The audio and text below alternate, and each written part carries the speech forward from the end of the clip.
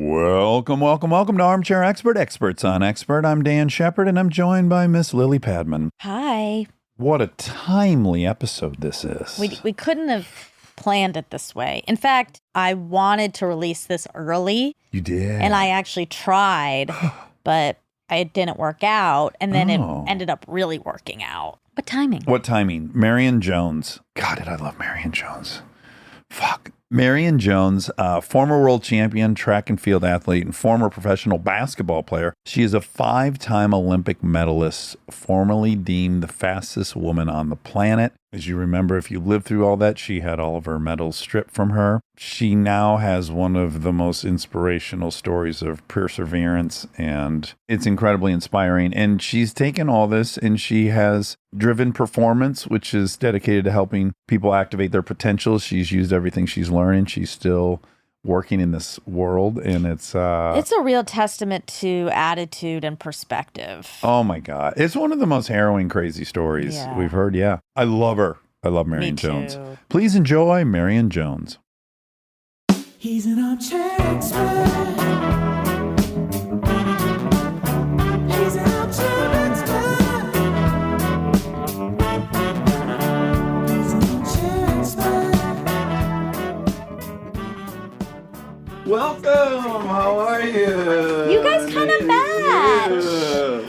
I like it. We're matching? Is that Yeah, right? you guys have similar pant colors. Look at that. And then white Gotta get you a Carolina blue top. Same palette. Yeah. So your wife leaving, getting a mammogram? Oh, is that where she was off to? That's so funny. Your kid came out of the car and they're like, my mom's going to get the mammogram. Straight out with the full disclosure.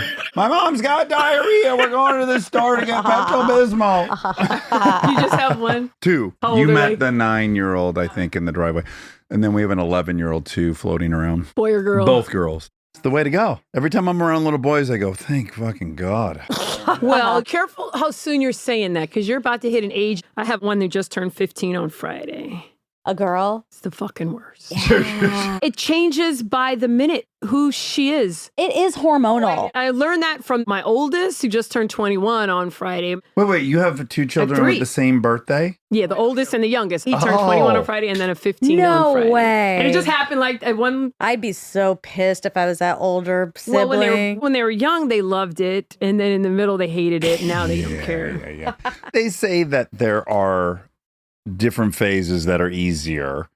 And yes, I've heard teenage gals, but I hate to say it, I think it's mostly directed at you. The mom. Yeah, I think the dad gets out kind of scot-free. Yeah, I think so. Yeah.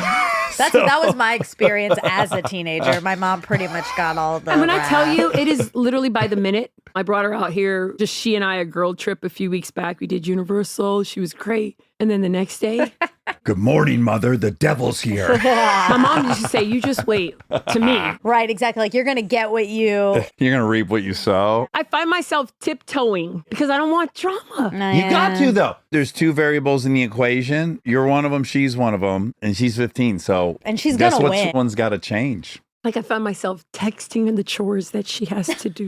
Because you don't want to face I to don't face. want to Yeah. deal with it. Sure. How old's your oldest? 21, 03 and 07, 09. You probably hate this question, but is there crazy athletic prowess? I mean, Dad was an Olympic sprinter. You're an Olympic sprinter. Naturally, they're all physically gifted. You can Yeah. tell from an early age, but they all have like different competitiveness. That's a great delineation. I think of it as like athletic prowess. But you probably underestimate what part of the genetics is just a competitive Mental. nature. Forget the physiology. The mindset of it all tips the scale. There are a lot of people who are extremely physically gifted, but those that really succeed, not even just succeed, there's a lot of people who do that. And it's nothing that you're taught. A lot of it is nurture and nature and who you're exposed growing up, certain coaches and teachers and parents. But there's nothing that I can put my finger on that said, this is why I was like this, and this is why I think like this. It's just a combination of a whole lot of things, like the influence of my mom and her coming to this country. That type of stuff nobody can teach. But then you see which kid, and I fall into this category, the fun in it for me is trying to do it. That's bringing my joy. fun, right? And so when you have a person like that, you're like, okay, I need to be very, very strategic in my parenting on what to put them in, what to expose them to. And then your other kid, other stuff. Well, let's start with mom, because mom is from Belize. Mm-hmm. And what age did she come? She came to LA directly? She first came to New York. There's a large Belizean contingent that Oh. goes I'm glad there you said for- Belizean. I wouldn't have known. Yeah, I want to hear what you How I would've would said, you have? I probably would have said Belizean. Yeah, actually, me too, Yeah, probably. Belizean. But she went up there. She's young. What's young? 18, 19, Right. and she got pregnant and she went back home to have my older brother. There's just two of us. And then for reasons that I don't really know, she's like, I got to go back up to the States. So she came to LA, met my father here and married. But we can even go back further than that. And I've shared this story a few times when somebody asks me, because I had shared something about what my motivation is to be great, a whole lot of different things. And one of it is this idea that my family's from Belize on my mother's side, of course, but my grandfather traveled to Guatemala to work. He met a psychic on the side of the road. This is the story. And the psychic sat him down and said, somebody in your family is going to achieve crazy amount of success. There are going to be a lot of sacrifices in between. Of course, he told my mom, and my mom has shared that with me. And it's this idea that not wanting to disappoint people in my world that struggle to give me opportunity. And I still fight that. And it's one of the reasons why I'm back on the scene after purposefully stepping back for a decade away, because that's not what my legacy is going to be. I create my own narrative, and it has been created for me for a long time now. I'm almost 50. We're the same age, by the Yeah. way. Yeah, Oh. 75, let's go. Yeah, let's do it. Yeah. You get to a point where you're like, enough writing it for me. I'm Yeah. going to Yeah. write it myself. You also get to a point where you're like, hey, guess what, y'all? I like me. I like where I'm at. I'm not carrying the shame you think I should be carrying. And this is it. To me, that feels like the freedom I'm approaching, which is like, I like me. So And yeah, and all it's this crazy fucked how- up shit happened How to get people here. are like, you are? Right. What? Well, because Oh you've my lived gosh. many people's worst nightmare. Living with secrecy is an incredible experience. Me as an addict, you with your issues. I love that. Your With stuff. Whoa, whoa, whoa, All whoa. your stuff. Your I own. love how you tipped out. That might not have been the perfect word. I mean, it's Yeah, issues feels like that word's canceled. We're like not allowed to say that anymore. I strike issues. I'm gonna let's see what would I pick instead of that. Your experience. I know, Yeah, you yeah, can yeah. curse on here, right? Oh You're yeah, shit. yeah. Exactly. Yeah, But no, your I fucked think- upness. yeah. Let's go. But I think besides just you and I, this whole idea that failure is not forever. And although my story is different than yours, or whomever, we have a common bond besides just humanness. Everybody gets beat down, breaks down, gets set back. I mean, it doesn't have to be what I went through, what you went through, but everybody at some point gets knocked the hell down. They get their ass A kicked. death, Yeah. bankruptcy, career stuff, right? And my hope, and people are like, well, Marion, why are you relevant? I've kind of heard that. Well, hold on. right? Have Okay, you okay. heard that, or is that the shadow talking to you that you're assuming people might think that? Have you actually heard that? Through my people, right? My response is my story is unique in that not everybody can relate to running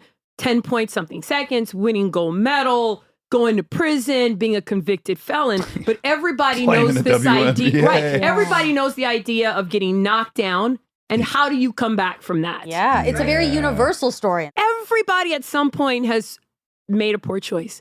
Everybody has lied. Well, we were just talking about this yesterday. We were starting to wonder, do some people, Is it effortless for them to be good? or like perfect? We interviewed someone, and this boy was so fucking sweet. Not only does he go to church, he loves going to church, and he loves dancing and singing. And I'm just going like, is it that easy for you to be good? I gotta fucking get into some stuff. Are you battling it like I am? Or are there people that are like, it's pretty easy to walk the line? My concern would be people like that, they haven't found the words to share their shit. But can we maybe make a little space for the notion that, yeah, for some people, it's kind of easy. They're not really driven by a lot. I think it's a spectrum. I think we sort of decided it was That's what we concluded to bring you up to speed. Yeah. of effortlessness. Like, I get a terrible idea once an hour. I don't know where you're at, but like, I think it's something that's not good for me to do once an hour. I think a lot of people, maybe not once an hour, friend. He's but pretty hot on the spectrum. I would say. Yeah. But I also think a lot of it is highly predictable by your childhood. Like, if you grew up in a lot of trauma, a lot of action, a lot of fucking chaos, a lot of arousal, a lot of adrenaline, guess what? I want to get into some shit. I get bored easy. So I think that tracks a bit. Yeah. Like, I'm kind of drawn to like, oh, what's going on over there? Someone's getting their ass kicked. I got to see this. But, you know, like, I need to see the shit. Can you relate to that? I don't know. Where are you on that necessarily. spectrum? Not as far as you. Yeah, let's say I'm a 10. I mean, 7-ish. Yeah, there we go. I think it's probably pretty typical. Yeah. But I think that earlier in your life that you can talk it through, Yeah. share it with people in your world who can say, you know what, you're on a 10. We probably should get you some help. or like, let's get you down to maybe Yeah. Or 8. find outlets for you. And again, I have done that, right? I've been sober for a long, long time, and I go to AA and I go to therapy. But I'm just saying, hourly, I got to walk past these thoughts. Yeah. Where in LA were you born specifically? I grew up in Sherman Oaks. Woodman Avenue was my spot. Uh-huh. I went to a private school called Pinecrest Prep.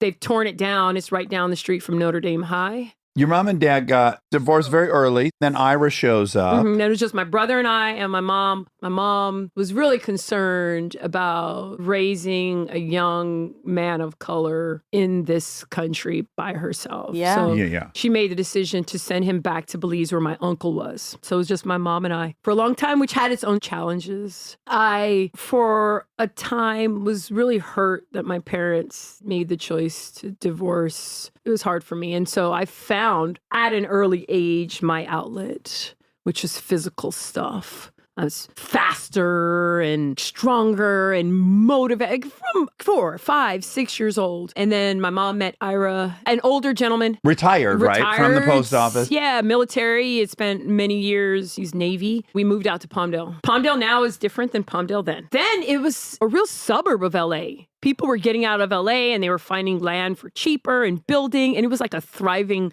community. But I had a wonderful childhood there. What ages were you in Palmdale? From 5 until Ira passed. 87. Okay, 12. so I was 12. That's when we moved from Palmdale back to Sherman Oaks. Could have been a blessing, though, because you got to go to this school.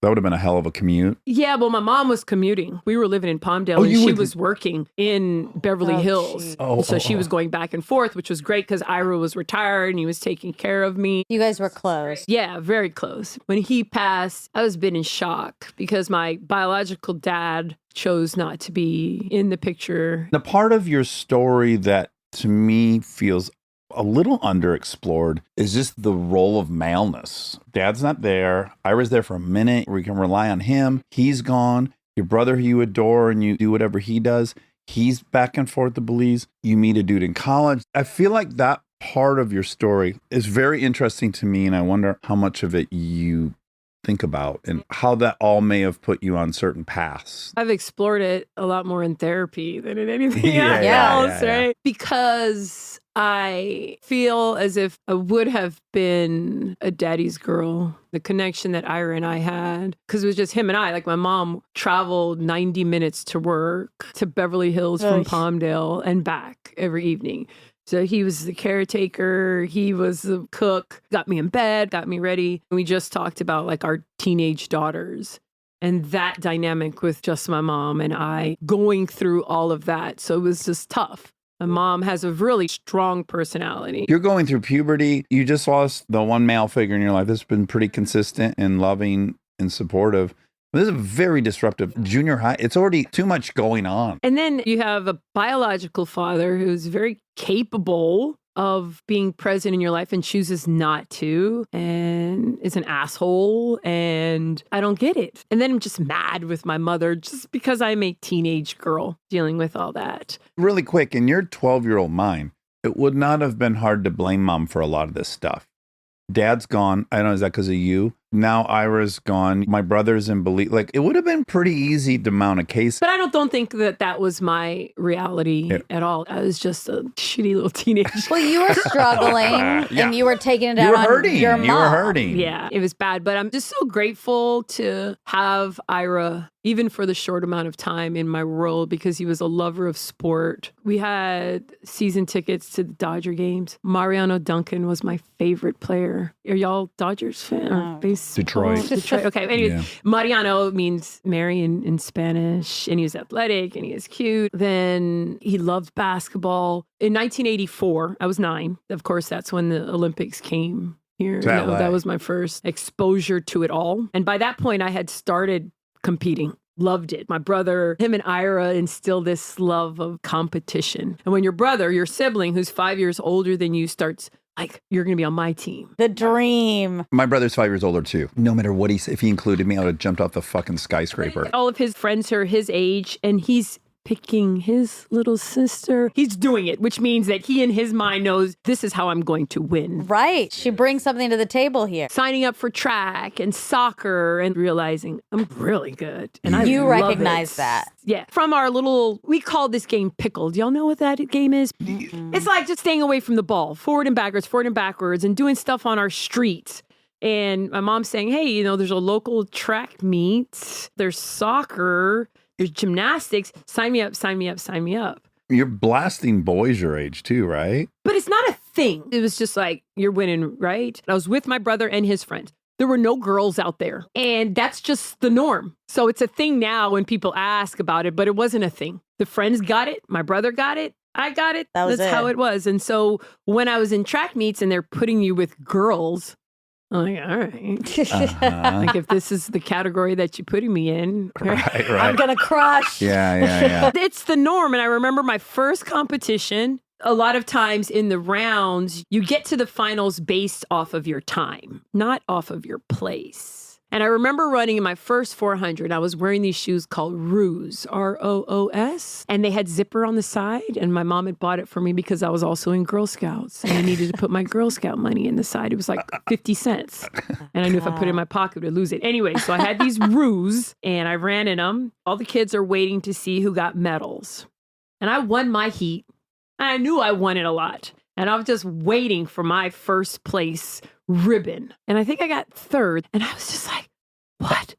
I walked up in the stands to Ira and to my mom, and I'm in tears. And Ira grabbed my hand, walked me down there, had the guy explain what happened. And never again did I just coast. Right. Because I was ahead. I was winning. So I just assumed. You Usain bolted it. You just kind of, the last few Right. steps, Or took it all in. You're like, I'm Marion winning. Jones did. Yeah. Right? I don't know who this other guy is that you're talking about. He's pretty famous for looking over his shoulder the last 10 yards, I'll just say. In 1984, we didn't have the resources to go to the actual games, but back then they used to parade the athletes through the streets prior to it. So I got to see the Carl Lewises and the Jackies, and then that summer sat in front of the TV and watched it and knew that that's what I needed to do. The Olympics generally is so foreign to all of us. It's always on the other side of the planet, and it seems so untouchable.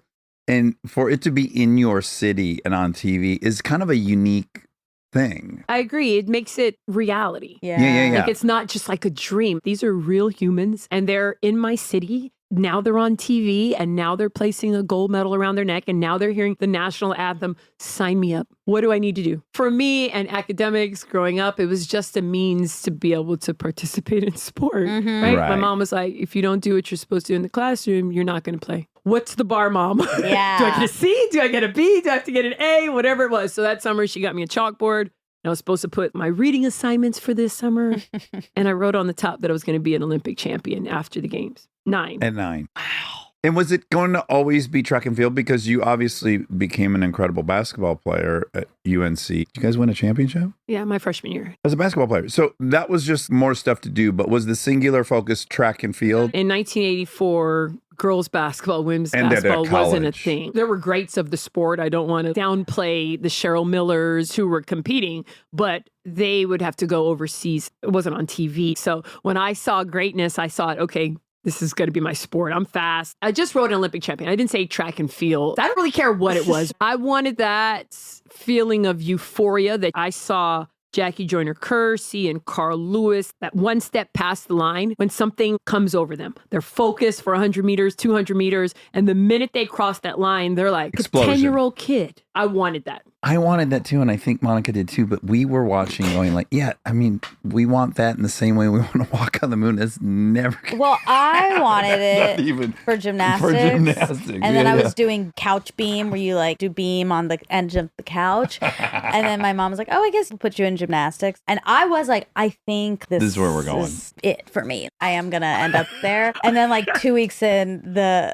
teacher was like, you would be so good if you weren't so old. I was like 8. Oh. She was like, you would have had a lot of potential, but I thought you were going to say, don't. she said, you would be so good at equipment management. no, although I would, and I would take that with pride. I also have a funny gymnastics story because there were 3 sports growing up that I adored. It was track, it was soccer, and it was gymnastics. Yeah. I was too tall for gymnastics even at that See? point. And they'll tell ya. I remember a beam routine that I was doing, and it changed the trajectory of my gymnastics future. Did you fall on your vagina? I did. Yep. A straddle. I've done it. Oh, it's called a straddle? Well, like you straddle Oh, the yeah, beam yeah. with the fall. It's not good.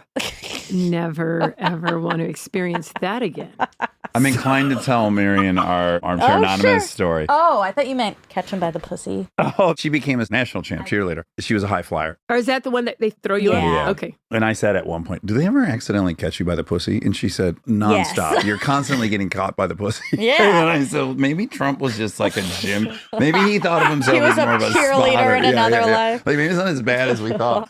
He was asking a cheerleading question. Maybe he said catch him by the pussy, not grab him. Maybe it was like we misunderstood. But we interviewed this woman who fell in a movie theater. Oh, my God. It's almost unlistenable, this thing. What? She fell in a movie theater and somehow There was an edge or something, and she like, dropped a couple feet. She was watching a movie or she walking walking to to her her seat, and it had already begun. It was dark. one leg like fell off the edge, and so she slammed her vulva Yeah. on the corner of a step, basically. That's a long drop. It She ruined did her whole vagina. Major medical damage. Yeah. Yeah. Wow. Yeah. Like permanent Yeah. vagina damage. It was Yeah. And It was she has the ultimate story in every cocktail party. Oh, Yes, yeah, she yeah, does. yeah, yeah. Nobody yeah. will ever up that story. oh my God. The only problem with that story, when you tell someone I've had a bone transplant out of my hip, or I got a bunch of metal in my shoulder, you tell the story and they go like, oh yeah, let me see it. So weirdly, you've got this story, and then like it would be very inappropriate. Like, can I see? Yeah, Can I like, see your What scar? are we talking about here? Anyways, we've taken you down way too far of a path. But you had a vagina-ending, career-ending, Gymnastics yes, yes, twofold. Okay, so you're great in high school. Do you go to UNC on like a full ride? Yeah, well, by that point, at 15, I made my first Olympic team. Oh, you when did? you were 15? I didn't know that. By that point, I was just crushing the competition. Made my first Olympic team, opted not to go simply because I wanted my first Olympic experience to be one that. So when you're in the relay pool, and this is appropriate because I don't know if y'all watched any of the track and field trials because the Olympics are coming up. Yeah, up this in a is little very bit. So they have all timely. these trials right now with the different sports on these people needing to make the team. If you make the team in the sprints, the top 6 in the finals get to go to the Olympics and be part of a relay pool. The relay pool is a group of people that the coaches can choose from who they want to put on the track for the prelims, for the semis, and for the finals. They could choose anybody they want. Are those different than alternates, or is that similar? They don't use alternates They that don't. much Okay, in, okay. in the sport. In the individual events, there will be an alternate that goes, if you're not top 3, maybe they'll take a 4th if a 3rd gets hurt or something. But with the relay pool, I didn't feel as a 15-year-old that if and when the relay team won gold, I would have gotten the gold even if I didn't compete. I got you. I had so much confidence that I knew that when my time came, that I was going to win. When there was another opportunity in 4 years, I was going to be there and I was going to win. That was in 1992. Can you imagine, Monica, at 15, knowing you're going to win, knowing you're the best? Like at 15, I'm still like, I'm hoping I'm funny enough to do this. But it's almost the perfect age because you don't know enough yet to have doubt. You're young enough to feel, yeah, I'm the best and I'm definitely going to make it to the next Olympics. Because like an older person would say, I mean, I'll probably make it to the next Olympics, but Barring things could an happen. injury. Exactly. Yeah, I yeah. could get hurt. 15-year-olds aren't thinking like You're that. feeling invulnerable and bulletproof. Even at another level for me, just because not even 15, at 9, at 10, at 11 and 12, I was unstoppable in my drive to be great. My mom talks about it all the time. Like she needed to put me in an environment where I would grow and just be poured into. So the coaches, even at an early age, were like hand chosen by my mom. I was on clubs, but even the track club, like it was hand chosen to make sure that the people, the coaches, the other athletes, these were people that had a similar mindset. And was the prerequisite that they were going to challenge you endlessly? That I was going to be protected from overrunning, be taught how to do it correctly. I was never the type who needed motivation. I was the one at the door if I need to be at practice, like waiting. I was not going out the night before. Like I wasn't doing anything from 9 until now. That's just how I function. I need to be there on time. I need to get there to warm up. I don't care if nobody else is there. Like I'm not distracted by 15, 16-year-olds. How about boys in high school? No. And is that because you were so focused, or are you incredibly intimidating for young boys at that age? How do you explain that? I was incredibly focused. I didn't know then, but my interest was not in boys. Okay. at all. So you liked girls, but there was nothing you could do about that. It wasn't that. a thing then for me, especially in my culture. Even now, there are certain circles you still have to tiptoe in regards to who you love and who you are. And it wasn't a thing. It certainly wasn't a thing in my household. And you were so busy, there was no reason to think about it. I was with friends who liked boys and I would go along with it, but I'm like, they're just like, they look like they're trouble. And Yeah. We're kind of the worst. I mean, just call it what it is. You heard him earlier. Yeah, about we're a plague scale. on this planet. But we build good bridges and shit. yeah. You need us But occasionally. it was just kind of like, no pun intended, but I was goal driven. Yeah. And then graduated. I went to Rio Mesa High School, which is in Oxnard. I was there for 2 years. Transferred to Thousand Oaks because at that point I was really diving into the world of basketball and starting to really love it. My mom got season tickets to the Lakers, got season tickets to the Clippers because back then they were a little cheaper to get those tickets. Not a little, considerably cheaper. And that's when they were at the sports arena, which was awesome because there used to be a big indoor competition there called Sunkiss Indoor Invite, where the best runners from around the world would come there and compete. Anyways, I really have roots in this area, so it's nice. Yeah, seeing Lakers games at the Forum, the shitty little band playing at top. I loved that. And you know, I've been to games wherever they play now. It was Staples. Now it's called something else. Those seats suck. They suck when you're anybody over 5'5". I don't know how tall. I'm 5 feet, so it's going to be so great you love for me. those seats. Yeah, it's They're great. like box seats. Yeah. Yeah, exactly. But just starting to fall in love with that sport, the timing was perfect because by that point, my popularity in the sport of track was big. I was young, I was athletic, I was making Olympic teams at 15. I could go anywhere in the country, really, in regards to college that I wanted to. But I also knew I didn't want to get run into the ground, especially in California, which is one of the strongest states for the sport. It's there, it's Florida, it's Georgia, Texas. Once they find a track phenom, they will run you into the ground. They will put you in every event and you will get burnt out by the time you graduate from college. I have lots of people that I grew up with that potentially could have been so awesome in the sport, but they were doing it from the age of 7 and 8. And I mean, that's a long time. And I didn't want that. Crazy you had that foresight. My mom, Your mom also did. was Yeah. like, there's something special about my daughter. And if she wants to do another sport, it will only benefit her in the long She's run. so brilliant. So why did you get drawn to UNC? Michael Jordan? Best basketball team. That and USC is here. Stanford's here. UCLA. I grew up going to all kind of events, camps, everything at these schools. But I didn't feel that I could make my mark in the sport of basketball here in California because I was already known for track. I really like to do things my own way. I decided that I wanted to go. And it wasn't even just because of Michael Jordan. It's because the women's program there had yet to put their foot on the map. And so I knew it was hard for them not to have me run track. I mean, that was going to be silly. But they were going to give me a basketball scholarship. And I knew that I could make myself well known in that sport. Also, I wanted to be a journalism major, one of the best journalism programs in the country. So I decided to make that jump. Stay tuned for more Armchair Expert, if you dare.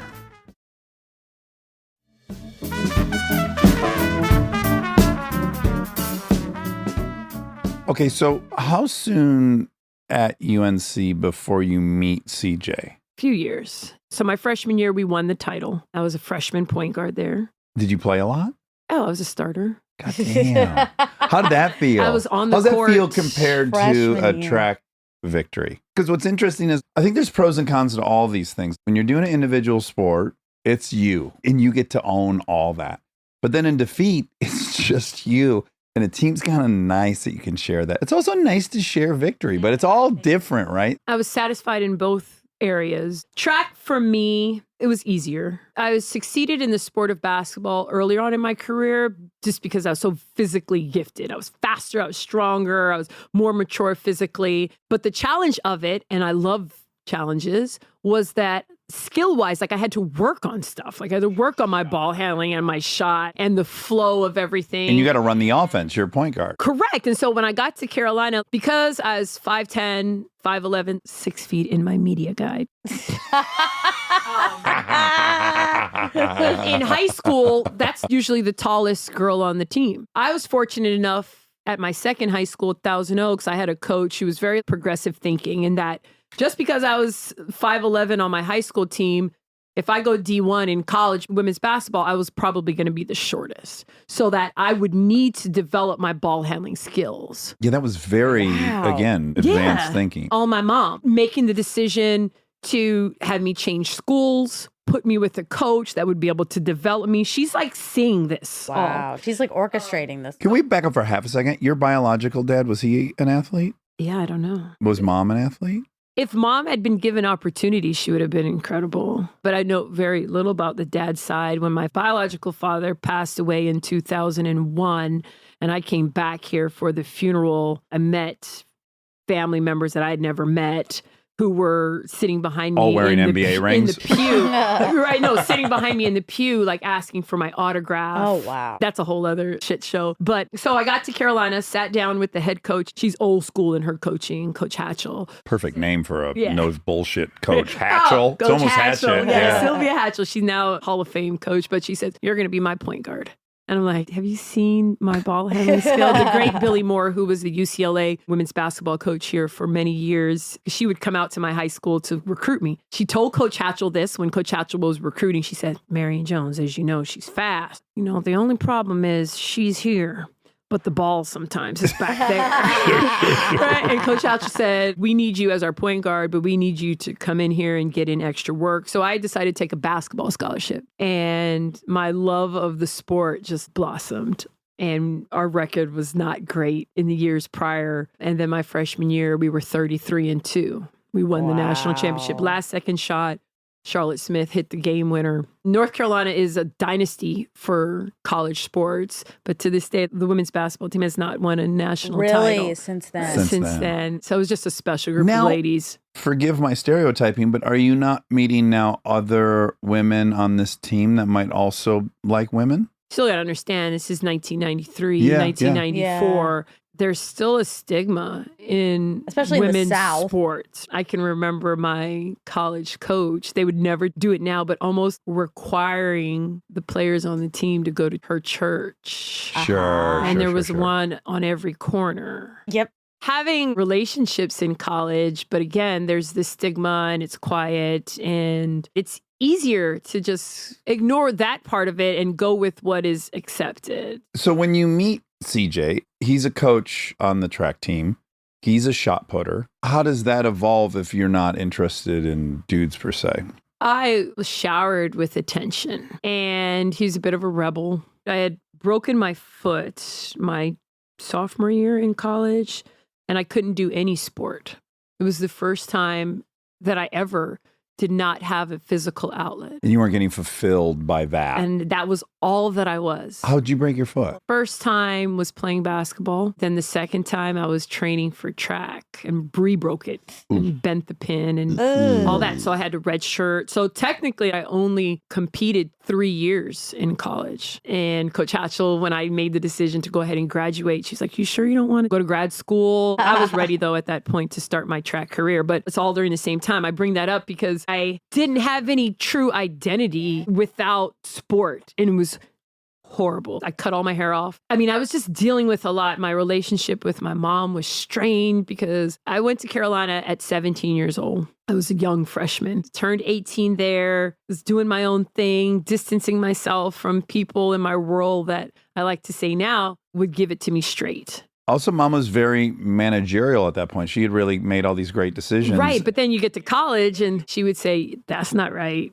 Growing up, I was always little Marion. My mom was also Marion, so she was big Marion. And you don't want to hear it. Yeah. And now I'm in college and I really don't want to hear it. I'm an adult. Yeah, that's I'm right. Big Marion. Yeah, I'm Big Marion now. Right. Bitch, I'm fucking 4 inches taller than you. I'm Big Marion. So, yeah, met him. I couldn't play basketball. I couldn't run track. Frustrated with everything. Your world's been taken from you. This is the second time, kinda, and we probably didn't deal with it the first time. No. And started to get attention. And from someone in sports, then you're still connected to it, even though Yeah. you're not active in it. Oh, man, to be that age again, never. I would never want to be. Yeah. People ask, like, what age would you like to go back to? I would love to go back to my 7, 8, 9, 10-year-old self. There is a time from 14 to 28 where I'm like, You can skip we that. just erase that time? On the other hand, I needed to go through certain things Yeah. because I am where I'm at now and I love it. Okay. I don't know if I've figured this out from all the stuff I've read about you, but when's the first dicey thing happen? Is it in college? Because I guess one of my curiosities would be, well, A, the male component, which we're talking about, and I find very interesting, but also you're so clearly dominant. So I'm curious at what point any kind of augmentation or enhancement seems even necessary. During that time when even just to start the relationship with him, which was taboo. He had to resign as a coach, Right. right, to date you. And this whole idea of like, all right, well, I'm a rebel. Exactly. Like we're doing this I'm gonna crazy thing. follow my heart or whatever that was. Yeah. Also, talk about a love bomb. Like this guy conceivably gives up his position and his Yeah. career to be with you. That seems like a very big, Offering. yeah. Yes. But now, an almost 50-year-old woman looking back, making the choice after I decided to graduate in 1997, wanting to dedicate my world to realizing my dream of being the fastest woman in the world and realizing my dream of becoming an Olympian, diving straight from college life to training. And I hadn't. My focus in college really was basketball with a little sprinkle of track because I was under a basketball scholarship. So they got all of my time. Because we were such a successful basketball program, we went always into March Madness. So I wouldn't start college track until mid to end of March. So I never got a chance to do anything really in the sport of track and field while I was in college. Oh, wow. But were you winning when you were competing? Well, it was so limited. Very few people, especially now, are a dual sport athlete. Right. Yeah. It's almost unheard of now. Maybe there's a football player who will Yeah, there's a run Bo track. Jackson, There's there's like a- one, but not even those that are super successful. Not at that level, no. So I wouldn't start track until late into the season. There were injuries. There was frustration. I had put on some weight because it's a different type of training. Yeah. Like basketball. And so when I decided to be done with basketball, I had graduated. I wanted to be done in 4 years. I was done with school. It was a means to an end. Like I wanted my degree. And instead of journalism, I moved over to communications just because it was easier. And I just wanted to get back on the scene of the track and field world. It helped that he was in. And then I started training and success came my way like really fast. U.S. Nationals, that was in 97, and I was national champion. Wow. Wow. There was no time to catch my breath. And with that, everything started coming my way. This was in 1997, 3 years prior to the games. Right. So when the 96 Olympics happened, I was injured. I had broken my Okay. foot. So potentially I had hoped that would be my first That's what I real wondered. games because I made the team in 92 and then 96 was going to be my coming out No wonder you were party. depressed. Like you missed Yeah. that. You're injured. And so you fucked up your hair. No, I'm cutting. It was actually a nice do. I was going through it. Yeah. And I look back at pictures. I was like, I was really going through it. yeah. We immediately think of Britney Spears shaving her head. Yeah, it's kind of like one of the signals before some things real really shit hits hit. the fan. Yeah. Okay, but really quick, how quickly do you know CJ is on gear? I don't. I am in the midst of training. He trains hard. He's successful. It's all part of it. But when I say success came my way really quickly, I graduated from college. I signed big endorsement deals with Nike and Immediately. Tag, like everything. Wow. Lots of money, traveling all over the world, This is making intense. big money in competitions. And you're 22, 3? Right. Yeah. And during that time, there was just starting to be a lot of talk in the news about tainted supplements. Athletes were going into the GNCs, and because what they were taking was not being researched and dissected, there were all kind of like stuff that just happens to be in it. Back then, like ephedrine was in a lot of over-the-counter Correct. stuff. Oh, yeah, there was yeah. a lot of shit. GHB was on sale there. I remember us knowing the things that I was deficient in and doing the GNC runs during Yeah. that time. That was Everyone just was doing it. But because then I was at another level in the sport, I needed to be like super cautious of that. And so that's when, after I graduated, I hired a specialized coach and the team of people. We determined that I couldn't just do the GNC anymore. We were risking too much. So we sought out company. There were a number of them during that time that made supplements. We were more confident that anything I was taking, we didn't have anything to worry about. And that's kind of how it all starts. Also, I want to go into this conversation with you knowing where I stand on it. I'm in no judgment. I'm more deep interest of it. And I want to point out that, yeah, there's some kind of arbitrary lines in the sand with all this stuff. Can you take this supplement? Yeah, absolutely. And does it increase red blood cells? Yes, it does. You know, there's just a million things along the spectrum of supplements and enhancements, and we draw a line somewhere, right?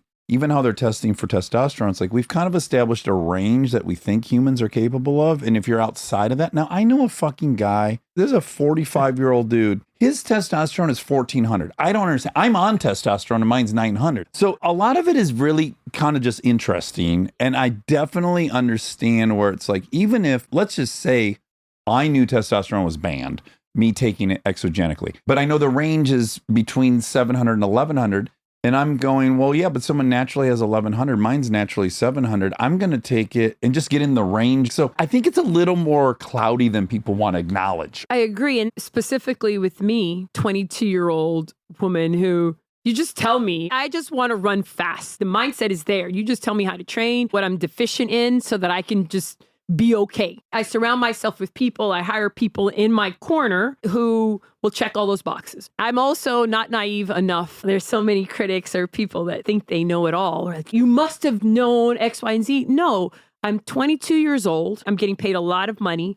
I assemble a team of people. Quote, professionals. Yeah. Right? I have a manager. And you know I your have a competitors coach. have a team. So you probably have some assumption that whatever they're doing, I'm now doing. Well, you just give it up. I no longer know because I hired someone to know and they're just taking care of it. Right? So I'm just like, this is good. They know my stance. The whole point of this, and we'll get into this part of it, people are like, oh, she's a cheater. Well, if you do the research and you know that from the age of 12 to 15, making my first Olympic team. Yeah, it retroactively That's the bummer. erases of it. everything. It's very punitive and it's a very strong position. Yeah. We can just go back to specifically when poor decisions started to happen. Yeah, because there's got to be the moment where you're like, I'm not sure about this. No, really, during that time, they knew my stance on everything. You were like, I don't want to be pissing hot in the Olympics. Correct. That is why I hire this company to make sure. And so when I'm taking stuff, I am confident that whatever I'm taking is what I need. I've had my blood work done, like all that. We all have deficiencies. And even more so if you're an athlete, you have to bring all your levels to a certain space. And people asked during that time with my lead up to the Olympic Games in Sydney, like, did you feel a difference in your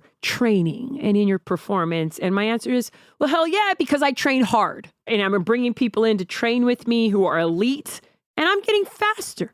And I'm getting stronger. So do I feel a change? Yeah. Do I attribute that to anything that I'm taking? No. Well, we've already established you've had this mindset since 15. Like, yeah, you think you're a champion. Yeah. So you're not shocked when you're proving to be a champion. And it's not an overnight decision that I was going to attempt to win 5 medals. This was in 1997, 3 years prior to the games, where I had already set goals. And I remember in a press conference in Sweden, and some reporter asked me, so what are your goals? Do you want to make the Olympic team? And I'm sitting there as like a 21-year-old, like, yeah, and I'm going to win 5 gold medals. Yeah, almost offended. Yeah. Yeah. I say that because this was not an overnight phenomenon. Like, I'm going to win. Like, this is in 97. So my training, my approach to it all, my focus level needs to be tunnel vision. There's no distractions during that time. I'm training, I'm racing, have a tight circle, and I'm doing what I need to do so that in 2000, I'm going to set the bar so high that it can never be touched again. Yeah. The Olympics comes around and I crush it. 100, 200, relay, long jump, 3 golds, 2 bronze, love it. At that games, though, is when CJ tested positive. 4 times in a row. Right. During that time, hearing him and the news and not ever seeing anything that was different than anything I had done, Yeah. and knowing that I'm not doing anything wrong, and he's my husband, I believe that he works hard, and I'm going to defend him because this is now like they're trying to get him. Right. And ultimately then trying to bring me down with it as well. So I defend him. There's something wrong with the test. And that's my stance on it. Go home, celebrate it. Somehow the media, we were able to kind of balance it all. Your husband tested, right? But you achieved so much success. You're still going to be our And you had been golden tested and child. you had passed everything. Every week. Yeah. Every week, all kinds of tests. I'm the best in the world. Did you pull him aside separately and were you like, what's going on? Yeah, good question. No, well, I remember the morning that it came out or that we were alerted. Can I add, he had a knee injury. So at first he's not going to compete because he has a knee injury. He could have coasted on that. But then when it came out, I mean, I talked to him. He's like, no. I mean, we're in the same circles. The company that we hired makes his stuff. And my team asked me, my attorney, how are we going to approach this? Yeah. Right. I believe in him. So I'm going to put myself out there. When we left Sydney and I'm celebrated, it was just interesting looking back how the U.S. wanted this poster child. Yeah. You were And perfect for it. Even with that, in the articles, it's just a small paragraph. I was 25 in 2000, as were you, and I watched the whole thing. Don't remember one iota of the husband. I didn't even know about that. Not till years later did that all kind of get re-brought back up. When do you know he is willfully participating? When we got back to the States and I had my media tour and it was just insane, I started to sense with him there was a disconnect, not jealousy, but there was just something that was odd. When both people have the same dream and one person is achieving that dream, even if you're the most benevolent, generous person, you are reminded second by second that you haven't accomplished your dream. And on top of that, his career is stalemated, if not It's Exactly. over. In a very public fashion. right. Yeah, again, it wasn't one. It was 4 tests for whatever, a big one. Yeah. So not that I was then convinced, but I was getting closer to something is not lining up here. And there's no love connection. There's no anything anymore. And I'm having some suspicion about Was he all controlling? Of this. Because I would imagine as you got shinier and shinier, there would have been an impulse for him to want to dim your light a little bit out of fear of losing you. Insecurity.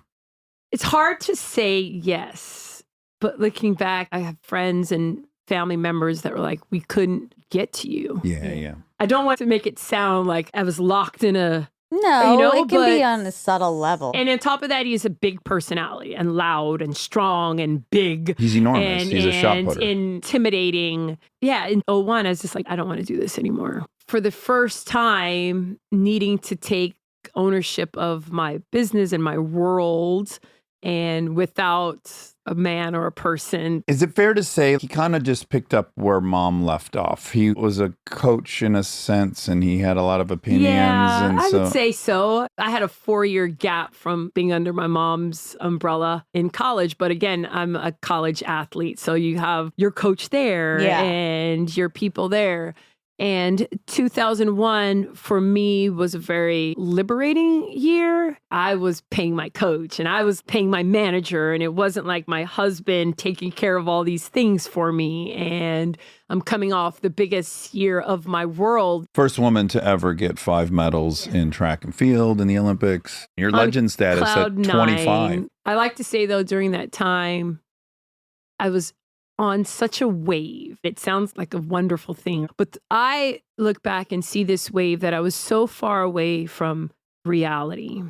I was out in the ocean where I had surrounded myself with people who were constantly just telling me how great I was. Like they were my yes people, Yeah, well, they're on the payroll. right? Anything I said was awesome. Like, what a great idea that is. Yeah. The friends and the family members that could see through it all, I would distance myself with them. Yeah. Yeah. And I had the means to do it. I didn't need anybody. Yeah. It's a very isolating. It's weird. You're getting all this public adoration you dreamt of, and then yet you're getting lonelier and lonelier. It's very confusing. I'm still just dealing with childhood shit that I just never had resolved. And it's just a lonely time. And so then I enter another relationship with another track and field athlete. And again, getting caught in that wave and getting pregnant in 2002, having to make a decision, right? Okay, well, we're going to put the sport on hold. Yeah. So Right. this is huge. You're coming off this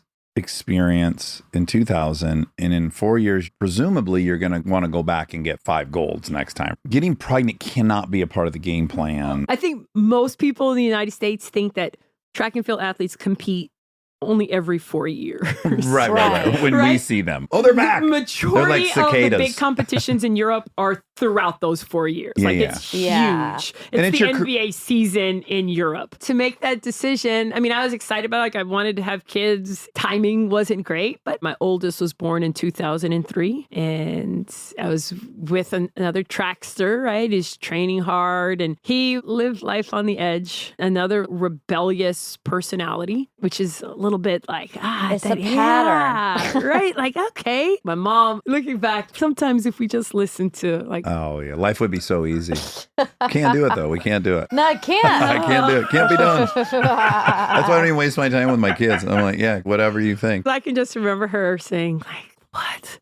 This What? dude, also in the middle, we're going to the Olympics in a year and a half. Yeah, And if I wait, was you your just, parent. you just ended one. Why? Yeah. Why? Yeah, yeah, ended yeah. one with a personality. And this somebody guy's very who's a tough time for me. Were you worried at that point? Like, I've lost a year of training in the way I need to. When did you start knowingly go, we got to amp up what we're taking? There is not a lot of research, even now, with female athletes who've been at the top of sport, going through childbearing and how to get back to the top of the sport. I mean, you have a few, Serena, but there's no book. There was definitely a concern with that. And at that point, I had distanced myself from my circle coach, training folks that I had before, was embarking on a new world, a new coach, trying to get back from having a kid. So making sure that my supplement game, that my blood work, I know what I'm deficient in, because naturally the body is different after you have a child. At no point, even in all of that, am I ever making a choice to say, well, I'm going to do something illegal. No, but I'm just going to make sure it's tight. Because can I point out something? This happens in bodybuilding, right? Like these natural, quote, bodybuilding competitions. You can use steroids and all kinds of different banned substances for months and months and months prior, go off during the event, and then resume after. And you have built muscle and you've built cytones or whatever they're called. Like, you have enhanced your body, even if you then go off for a few months. So that's on the table for people. never did I say, okay, that's my option. With me, it was all of the areas in my life that are lacking. I'm going to make sure that weekly I'm getting supplement shots and hire a company who's going to create this product. Is this Balco at this point? Correct. There's a documentary on Balco. It's so fascinating. I haven't watched. You haven't. They've You reached out lived to it. me for like comment. It's led by this guy, Victor Conte, and boy, what a guy. He was Barry Bonds. This whole scandal ends up, the feds Yeah. ultimately invade Balco. That's your claim to fame. Right. Like, dude, let's find something Yeah, that else. guy's a bummer. Oy. But 2004, I'm going to train hard. Nothing is really changing in terms of different supplements, but I am now on a regimen. You're getting shots and stuff. It's nothing where I would be scared to take a test. I am still the most tested athlete in the world. And 2004 for me was a disappointment. I made the Olympic team and I did fairly well, but not what I wanted. I attribute that to just a rough few years. Yeah. Well, you had Of a life. baby in the And, middle of all yeah. that. Yeah. I don't know the specific year, but during that time, there was just a lot of stuff in the news about athletes and performance enhancing drugs. I get the call, federal investigators called me in and they wanted to just talk to me about any knowledge that I might have about anything in the God, sport, so right? stressful. We kind of knew that it was going to happen because they were inviting all the top athletes. Tim, the father of your first child, he's embroiled in all this as well. Yeah, well, we're part of the same training program. Yet It's a again. repeat Yeah. of- Yeah. And so I see on one hand when people do their subtle assessments of my career and they're like, I see this pattern. You're in a relationship with this dude and this happens. And you're in a relationship with this dude and this happens. And you're part of this training group. I see it. And I get called in there, San Francisco. I have my attorney with me and representative. And I have two federal investigators sitting across the table. And initially, it was gentle, asking me general questions. What do I know about anything in the sport? And I'm answering. And then you can tell very quickly their questions become charged, almost like they're upset. They think that I'm hiding something. The moment that is now embedded in my memory is when one of them reaches into their briefcase and they pull out like a little Ziploc bag and it has this container in it of a substance. It looks clearish, yellowish, and they kind of like push it across in front of me. I looked at it and I was like, I know this. I take that. Like sensationalize it, but it literally was probably like 20 seconds. I think in my head, wait, is this what I've been hearing about in the news with all these athletes? It's this thing called the Clear. And it's a performance enhancing drug. Specifics of it, I don't know. It wasn't presented to me as anything that Clear. It was presented to me as a type of oil that I was deficient in. But I, in that moment, see it, know that I've taken it for a while, put 2 and 2 together, and I'm like, okay, oh shit. I've been doping. Yes. And if I tell them that I know it, that I've taken it, Your entire world goes on the it's toilet going to in a be flush. Gone. nothing. So what do I do? Could I have said, okay, pause. Can I go and talk to my attorney That would have been a outside? good move in retrospect. Yeah, but it would, but also then you're like, then what does that look like? Who would know what to do? You're in a movie This is an now. impossible Yeah, yeah, situation. In that split second, hell no. And in my head, I'm also like, but I've passed every test. Yeah, you're probably in Right. denial. I've been tested. No, I don't know what it is. I've never taken it. They just get more and more upset to the point they just call it. And I did not even at that point tell my counsel. Like, nobody needs to know. You're going to compartmentalize this. Yes. Yeah. And you're going to put it in a little tiny room in your head, and then you're just never going to talk about it or think about it again. And I'm training. I'm still being tested and I'm still winning races. By this point, my son was 1. My issue, let's go back to that word, yeah. was that when they reached out to me and my counsel, at that point, I had nothing to hide. And so they presented what's called a Queen for a Day letter. If you sign this, you're saying that you're going to tell the truth. No matter what your truth is, you can never be prosecuted. It won't be brought Oh, up. really? It's kind of like you haven't been read your Miranda rights and you're going to talk off the record. None of this can be brought into trial. Yeah, so I talked with my counsel. We signed the letter. The little that I know about all of this legal stuff, if I was to admit to lying, then the shit is really going to hit the fan. So I'm going to hold on to this lie. And I'm going to hold on to this lie. And I'm going to hold on to this lie. Here's where it starts. This is where it starts. So at this point, let's say it's 2005, 2006. My oldest son is now a real human. They're not a baby anymore. And they're running around and they're getting into trouble and they're making poor choices. And I'm telling my kid, once you make a poor choice, like, how should you handle this situation? Mm-hmm. You come and tell mom, and we deal with the consequences, and then you move on. And I'm telling him that, and I'm having an interview, or I'm traveling around the world, and I'm just lying. Oof, man. Okay, right. This So is hold on a second. This so is much like to hold. this is where the real story starts from my perspective. We're now living in a lie. And it's not like this topic comes up once in a while for you. It's been coming up for 5 straight years since the first Olympics. So you're going to regularly get asked about this. You're going to have to lie over and over and over again. And I start to say, you know what? Now my kid, at some point in his world, can do a timeline. And they can say, wow, I was born in 03.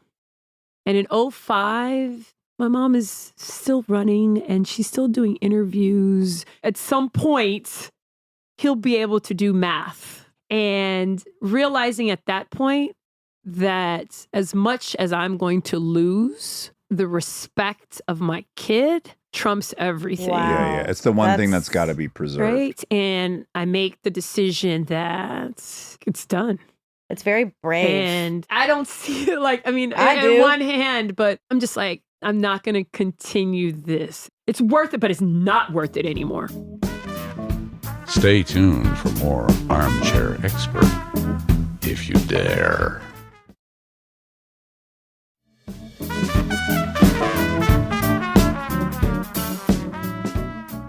How are you dealing with that experience of living with a lie, looking at people lying?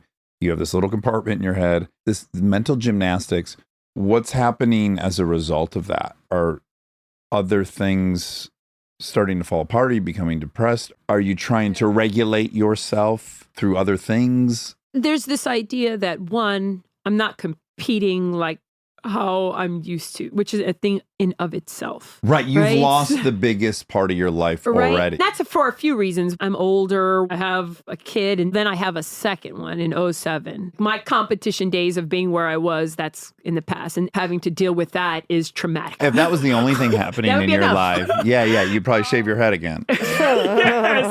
You never shaved your head. I'm going to I back know, but I want to make it even more dramatic. So you're going to shave But your just head. also at that point, this whole idea of living a lie in a lot of different ways, knowing that I am gay.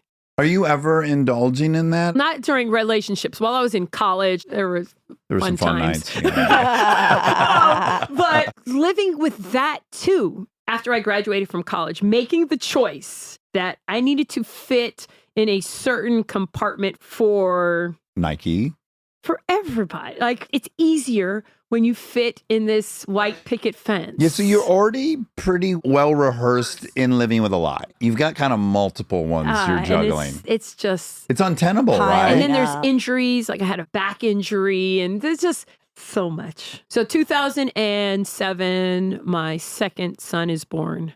I don't want to do this anymore. So it had been 2 years of kind of living and perpetuating that lie. And I reached out to my counsel and I shared with them that I got to do this. And they're like, well, do you know everything that could potentially happen? And we put it all out there. And it was the biggest surprise of my life when I came clean, shared with prosecutors. They took me to trial. There was a recommendation in all of it that community service would be my sentence. Went in there really thinking that. Yeah, expecting Yeah, that. yeah. Yeah. There's no precedent for any of this. You haven't hurt This is anyone. You haven't stolen insane. anything. You Right. haven't been violent. The notion that you have to be separated from society seems like that's got to be off the Extreme. table. Separated from the Olympics, there's- maybe. There's no exposure of that in my life. Like, I don't come from a neighborhood or Yeah. like we're there. I had a Exactly. cousin. And so I can Ugh. remember, I don't know how long, sitting in front of that judge, courtroom full of people. And he's just like, got to use you as a lesson.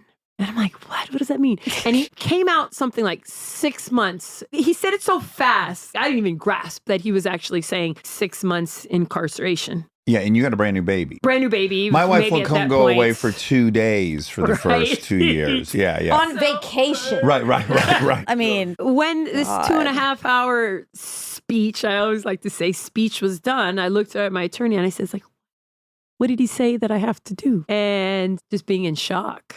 How long from the sentencing do you have to report to prison? A few months or something like that. I was remarried then and made the choice that the boys were going to go to his parents out of the country for reasons that 'Cause were he's very from purposeful. Barbados. Very purposeful. I needed to get them away from everything and serve my time. I never wanted my kids ever to come and visit in a setting like that. Like I never want my kids ever to feel comfortable in a setting like that. You don't want to give them that memory. So making that choice that I would deal with being without them and knowing that they're in a loving environment. On a fun island. Right. Just Yeah, with yeah. people that love They're them. on vacation. So I first was sentenced to a certain facility in Texas.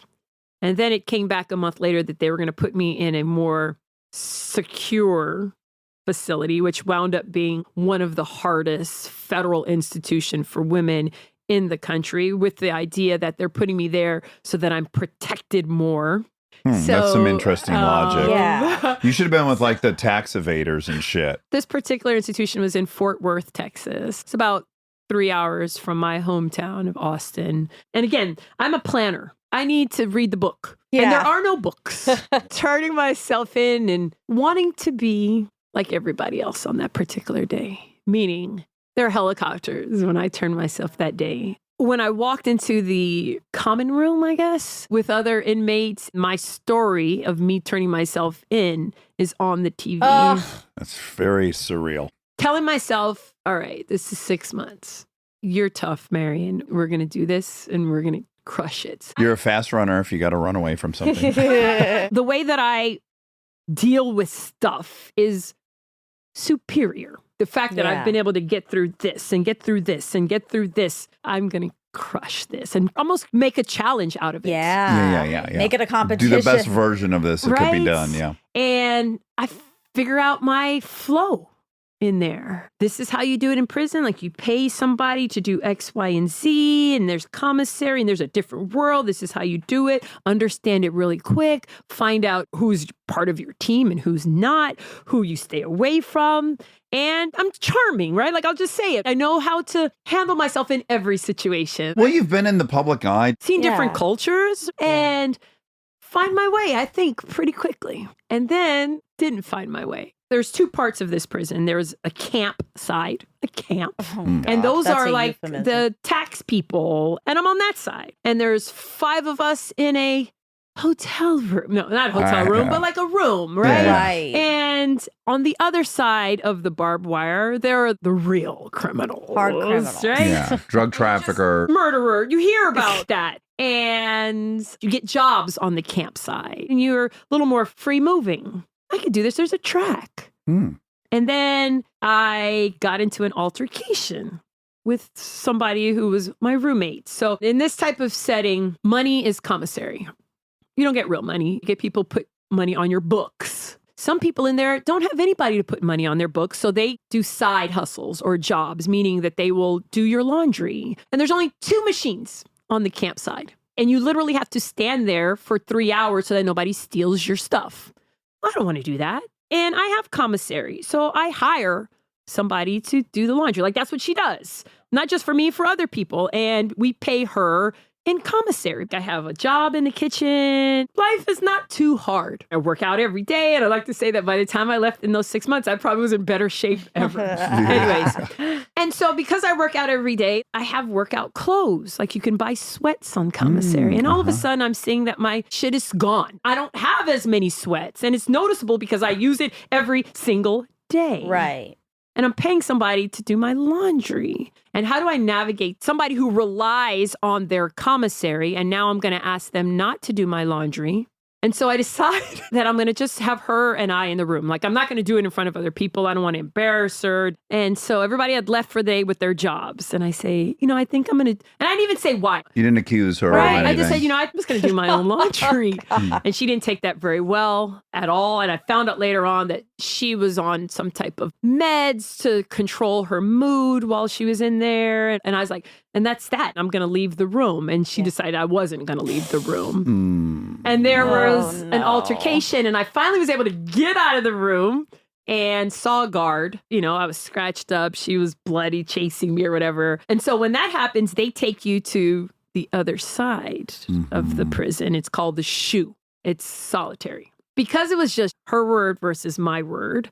And they have this investigation and it's not happening overnight. So I spent over 49 days Oh my God. in solitary. Oh my God. And on top of that, this part of the story was never even revealed because I had a coach during that time that was also investigated. He was having a trial in California and the feds decided to put me on what I call Con Air to fly me to California just in case they wanted to use me in that trial, which they never wound up doing, but having to do Con Air and along the way, different stops, and they don't tell you where you're going. They have child molesters on the front of the plane, like you're walking past all that. I'm having to stay in county prisons, which is the worst of the worst. And not knowing where I'm going, can't call my counsel, can't call my husband or anything at that time. Never being used in the trial, getting flown back to Texas. So for over 49 days in solitary, traveling Con Air, county prisons, back now at this particular federal institution, and finally getting the investigators to say, it's your word versus hers. She got a bloodied lip. You guys have served enough in solitary. You can go back to the campsite. And by that point, I had about a month or a month and a half left there. Oh my God. Yeah. Let me go back to the 49 days because it was probably the time that I needed of what I call my quiet time that everybody needs. I was slowed down, right? Yeah, you couldn't distract yourself. Couldn't distract myself with anything else. And I had to go over stuff that had happened to me as a child, like why I had made certain decisions, like in every step. But then, do I hang out in that space even when I'm released? Now I got 2 kids and there's no sporting career and there's no public life. Nobody wants to hear what I have to say. Now what, Marion? And without that time, things I do not think would have been clear in regards to what my future would look like. So was it hard? Yeah. Do I wish it on anybody? No. Did I need it? And I'm appreciative of it? Hell yeah. Wow. Wow, that's fucking great attitude. Right? Because at that point, I'm like, I am on this planet for something bigger and better than running down the track fast for 10 plus seconds. And I know that inspired people, but I have so much faith in the person that my mom raised me to be, that there's bigger stuff out there for me than just that. And I'm going to prove it to myself and to my world and to my mother and to my kids that my failure is not forever. That my setback is going to no doubt be my biggest comeback. Everybody can relate to hard things happening to them. Although I was the best of the best, John could have been the best of the best at what he did, and he made a blanked up decision, and he lost it all. It could have been a blanked up decision about his relationship, and there was a divorce, and now kids are dealing with crap, and he's in that space. We are all at some point in that solitary. We're all in our own prison. You don't have to stay there, and you can fight, and it's going to be hard. And I'm going to come out of here, and I did not have a platform to share anything except the crap. And although it's part of the story, it's not really part of the story if people are wanting to dig down deep into it. The part of the story that I want people to hear is that if you're looking in the mirror and saying, besides that young boy that you told us about earlier on, right, he walks He's doing boy. fine. Yeah, he's just doing so fine. almost every person in their world is dealing with something. And maybe by looking at my journey, my story, and they see that it's not over. And so when I came out, I like to call it my 6 months vacation, I could have easily just disappeared, just been a normal mom raising my kids. But there's a bigger story than one that was already written for me and one that I wanted to write myself. but I needed a platform. I loved the sport of basketball. I had been drafted when I came out of college in the league. Not only do I love the sport and I have a desire physically to do something challenging. Also, you could really benefit from some teammates about now. That's right. You know what I'm saying? Right. Some Yeah. community. But I needed a platform to share. Shit happens to everybody, but it doesn't have to be the end story for you. And I wanted a challenge, a physical challenge. So I made a WNBA team. And it was a humbling experience because I hadn't played in almost 2 decades. Wow. So again, reinventing myself in my darkest moment, 49 days, 6 months vacation, and saying, you know what? It's not over. Running fast on the track and being on the cover of Vogue, that part is over. But that's just such a small part of the story. And I'm not going to allow that to be the end. Yeah. Wow, man. Oh, man. Okay. Are you capable of having not compassion, but understanding and empathy for why the reaction against you was so cruel and punitive? Have you been able to actually acknowledge why that was the reaction? Because I personally think it's because it's not just that they liked you, they loved you. They kind of made themselves vulnerable in a way to feel the way they felt about you. And so I think people took it personal on a level they had no right to take it personal. Yeah, that's on them. It's on them, of course. But it's almost like if you've been cheated on by someone you love. There's If a people didn't betrayal care about bias. you, no one would give a fuck. Your then husband also went down. A lot of people went down. No one really gave a shit. They're like, I didn't root for that person. I wasn't singing from the roof. I love this person. So in a bizarre way, what I would hope you could take from that is that this outrage and anger towards you is really kind of the receipt that they loved you so much.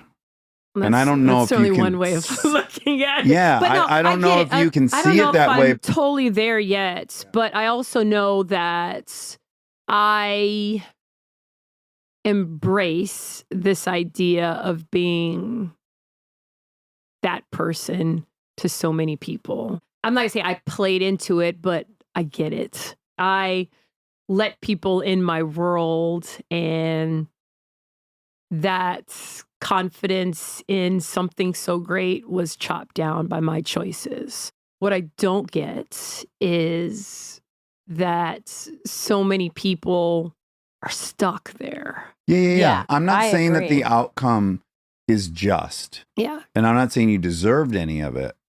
But I'm saying in your best, most generous way, you might be able to find a little thread that you can pull, which is actually proof everyone loved I you. understand it. If they didn't care about you, they wouldn't have cared. This is celebrity in general. People love to love you and then love when you fall. We talk about this nonstop. There is a betrayal bias there that, like, oh my God, she betrayed me, but you didn't. You didn't betray anyone. People take that on all the time. Celebrities as like theirs, or I love them, or they mean so much to me. But that's because their reality is thwarted. For sure. I just think that Marion has the option to look at the world after the wake of all this and going, no, none of you guys ever liked me. You couldn't wait to say fuck you and get out of here and punish me. Yeah, I don't think that. You could walk away with that conclusion, or you could attempt to look at it as it's weirdly proof of this enormous love people had for you and have for you. But again, I'm a fucking addict who's done all kinds of shit and lived with all kinds. So it's like, I ain't one to judge like the shit you did. The fact that you were publicly disgraced and sent to prison, girl, you haven't done a tenth of what I did in my addiction. So it's completely unfair. And I think what has helped me is that I don't see it like that. I hear it and people have presented it to me like that. But I see, and I joke with my clients and the people that I work with, that God must think I'm one strong, bad mama jamma. Because I'm also a believer, right? And I know that you don't get more than what you can really handle. There's a true purpose for my world in that I needed to have gone through stuff so that my testimony can be one that truly will inspire even more people. The one thing is kind of very surface and easy. And then the other thing actually is connection and resonance and human I see you. So weirdly, the people that have been weeded out at this point, the ones that are still there, are actually the ones you want. It's very substantive. If someone looks at you and goes like, oh man, yeah, I fucked up and I got to do it privately and I got to do it quietly. And fuck me, if I had to have my shittiest day on planet Earth in front of 6,000 reporters. Yeah. And Whoa. then been made an example of. For ultimately, we're talking about a run in a game. Again, it's not like you swindled a bunch of old people out of money or you injured somebody. So it is comical on the surface of what the real stakes were. But again, I think that's why you got to ask yourself, why was it so powerful to people? And again, I ultimately think it's love, weirdly. So it doesn't mean you got to forgive everyone or not be upset that that was the reaction. But I just do think there's something interesting about the reactions to different people. What I am grateful for is that there are people who are my age, our age. Thank you. Who are still struggling with this disguise and covering stuff up in their world. If my hard story can be heard by one person and they look at their story like, my stuff is really not that bad compared like all that she's had to deal with, right? I would hope that that'd be like, you know what? I can get through this.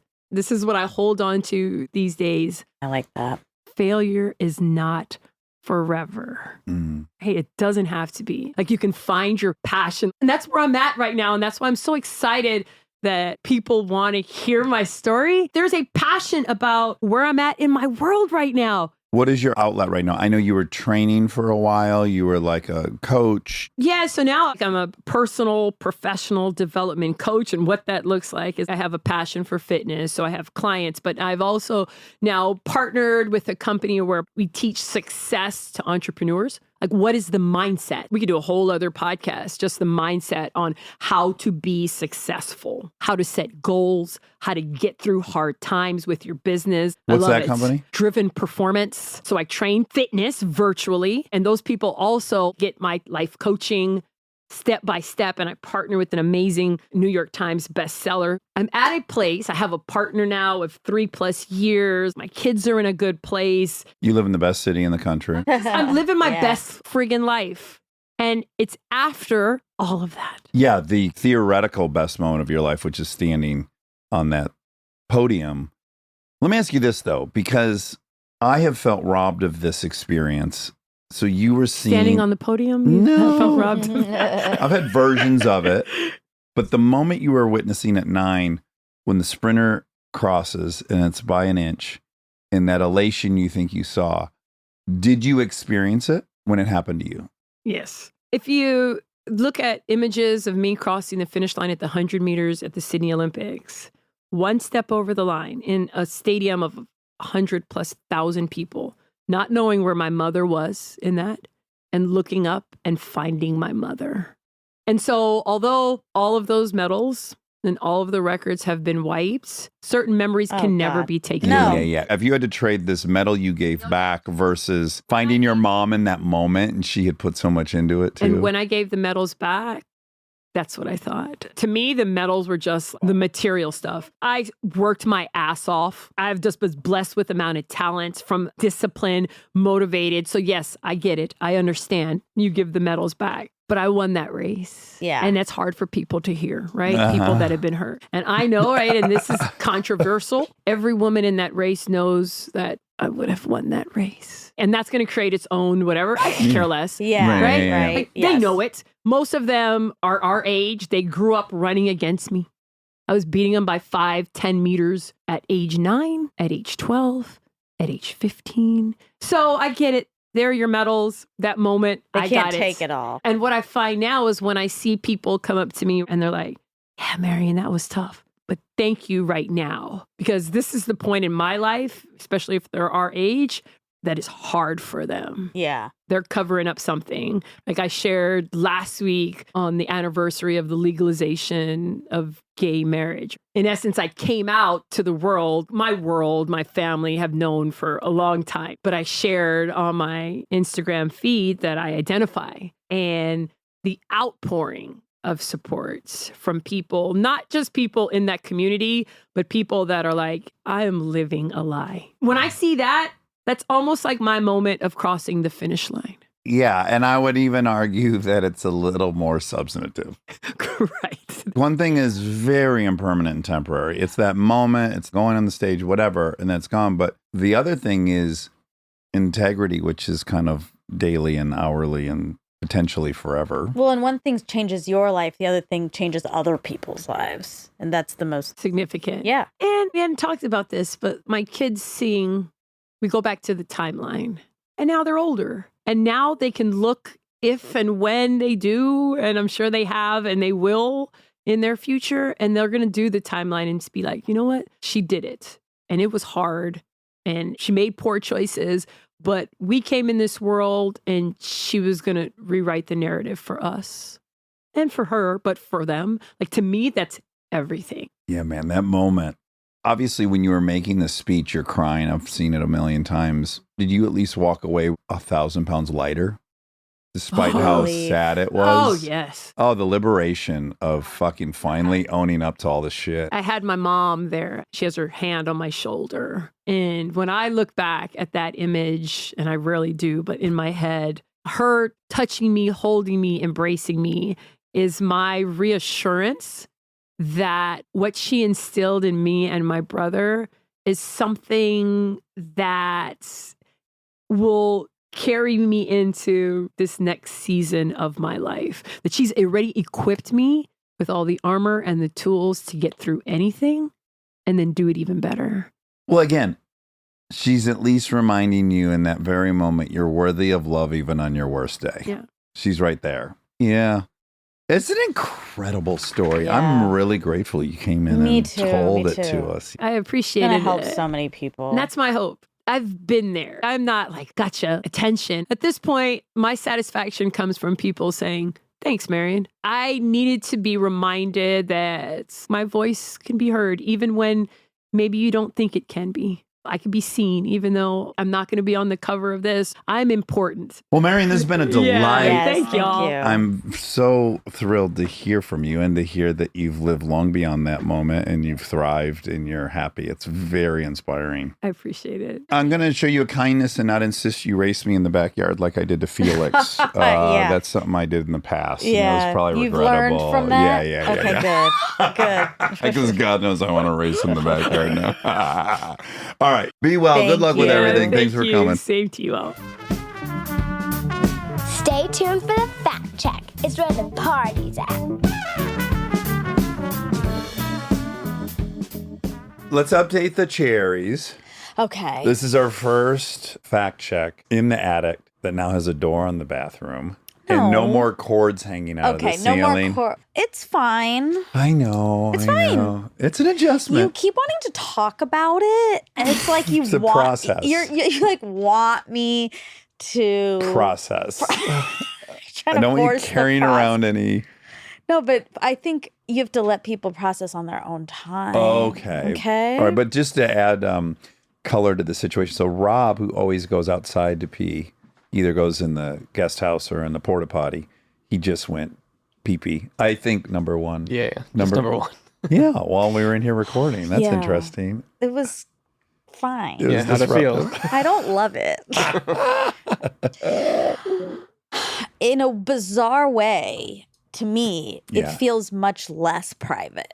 Oh, really? Yes. We had a guest this morning Uh-huh. and they went to the bathroom after where normally we'd walk out. And I was like, I gotta get out of here. Cause you can kind of hear them stepping in there. And like, no, this is a disaster. Okay. I don't want to talk about it anymore. I have a lot more to process. Oh, okay. Okay. But I can handle it. I can handle whatever feelings you have about it. Okay. Well, maybe the move would have just been just to fix the drywall and all the hanging cords and leave the bathroom as is. Yeah. We can't go back. No, I'm going to have them undo it all. Do a glass door, maybe. Oh, so we could see. Yeah. I also- just take the door off the hinges. But also now it's all fucked up. Like the chair's in the wrong spot. Yeah, that was unforeseen. I will grant you that. It really messed up where the feng shui is fucked. But there you go. So what we'll do is we'll put the chair there and then we'll hang a little curtain between us and the. I don't want to talk about it. You want me stressed. No, I just wanted you to be able to vent. Okay, but I I could don't. take your disappointment. I feel better processing it in my bedroom by myself. Okay. On my own time. Okay, great.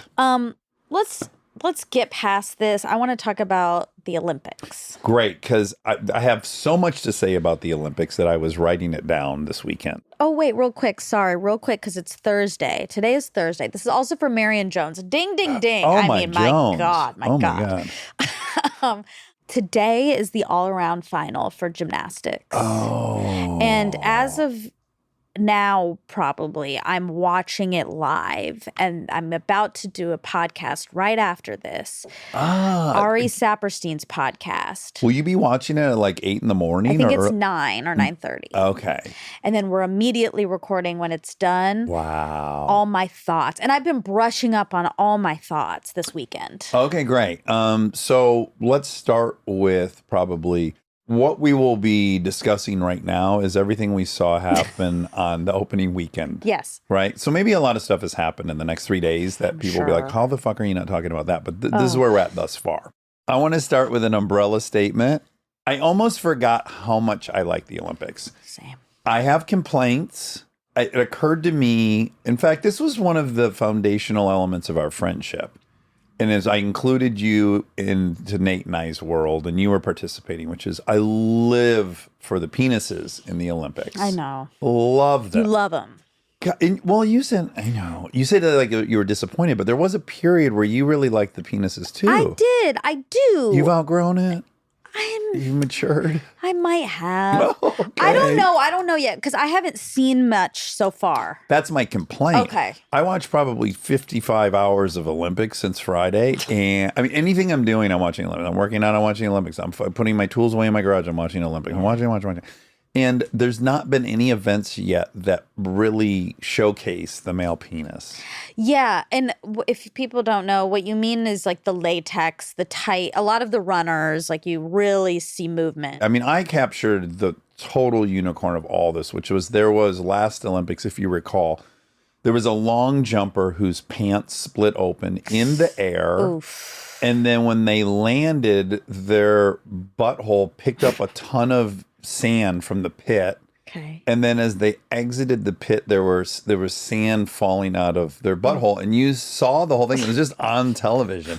And I was screaming with excitement. I had videoed it. I sent it immediately to you and Nate. And I just couldn't believe I felt that for some reason. this lucky that I saw something like that. God, it's like it was energizing. very sim that you would have caught that. Yeah, because of all people. it split and then it acted as a little shovel. Sure. So when you remember. I think it's clear. Oh, it's obvious? Okay. I don't remember it though. I'll show it to you. I'll Okay. find it. Okay. It'll take me all day, but it's worth doing. Okay. It's an amazing. It's Yeah. amazing. But often also there, and you can Google these. There are a lot of times the athletes are so excited during the medal ceremony that they have erections. This is another thing. Yep. There's been a lot of famous erections at the medal I ceremonies. don't think it's lo- because they're so excited. It's like it's a chemical, it's like adrenaline and stuff. It's not that they're just so happy they got a boner. Well, I mean, we're using, what are we saying? You're saying chemical. I'm saying that I'm just giving that a name, which is excited or aroused. They're so aroused from the circumstance. I mean, I guess what I'm saying, well, maybe you're saying this too. I don't think it's like, They're not horny. right. I wasn't saying, no, Oh, okay, no. okay. I Just think wanted to it's be clear. Involuntary. I think it's so much excitement. I compare it, and I have in the past too. It's like when my father tricked me. He said, if you clean the garage, I'll take you up to Anderson's Motorsports so you can look at Sprees. That's a moped. Sure. That I wanted really bad. Yeah. The promise was just clean the garage just to go look at them, which I was willing to do. How old were you? I was 11 or 12. Okay. I went out in the garage to clean it so I could just go look. And there was a fucking Spree sitting in the garage. That's really sweet. It was so sweet and such a good prank. I don't like pranks, but I like that prank. That was a great prank. And I got on it and I rode it around my dad's neighborhood. Yeah. And I was hard as a rock. Oh, I right. remember being hard as a rock where I was like, it was hurting in my jeans while I was riding. I was like, this is inconvenient. I just want to ride this thing. But that's what so I have some experience with it. So I think that's what's happening with it. Also remember, these athletes are young. They're not much older than I was when I was riding my Spree with a boner around the dad's neighborhood. They're older than that. Well, some of them are like 18, 19 standing Yeah. on that podium. They have got all the hormones. It is. I think it's just a hormonal dump. Like there's so Yes. much going on. And they become erect, visibly erect. And that's always fun for me and Nate. And I thought you, but I guess not. I don't know. I don't want to say it's not. Okay. I You're I on the don't fence. remember. I will say last Olympics in Tokyo, COVID Olympics, Penises didn't come out to play it was as the much. worst. Sorry. It was the worst Sorry, Olympics. Like, and it's not Tokyo's It's fault. COVID's It's fault. definitely COVID's fault.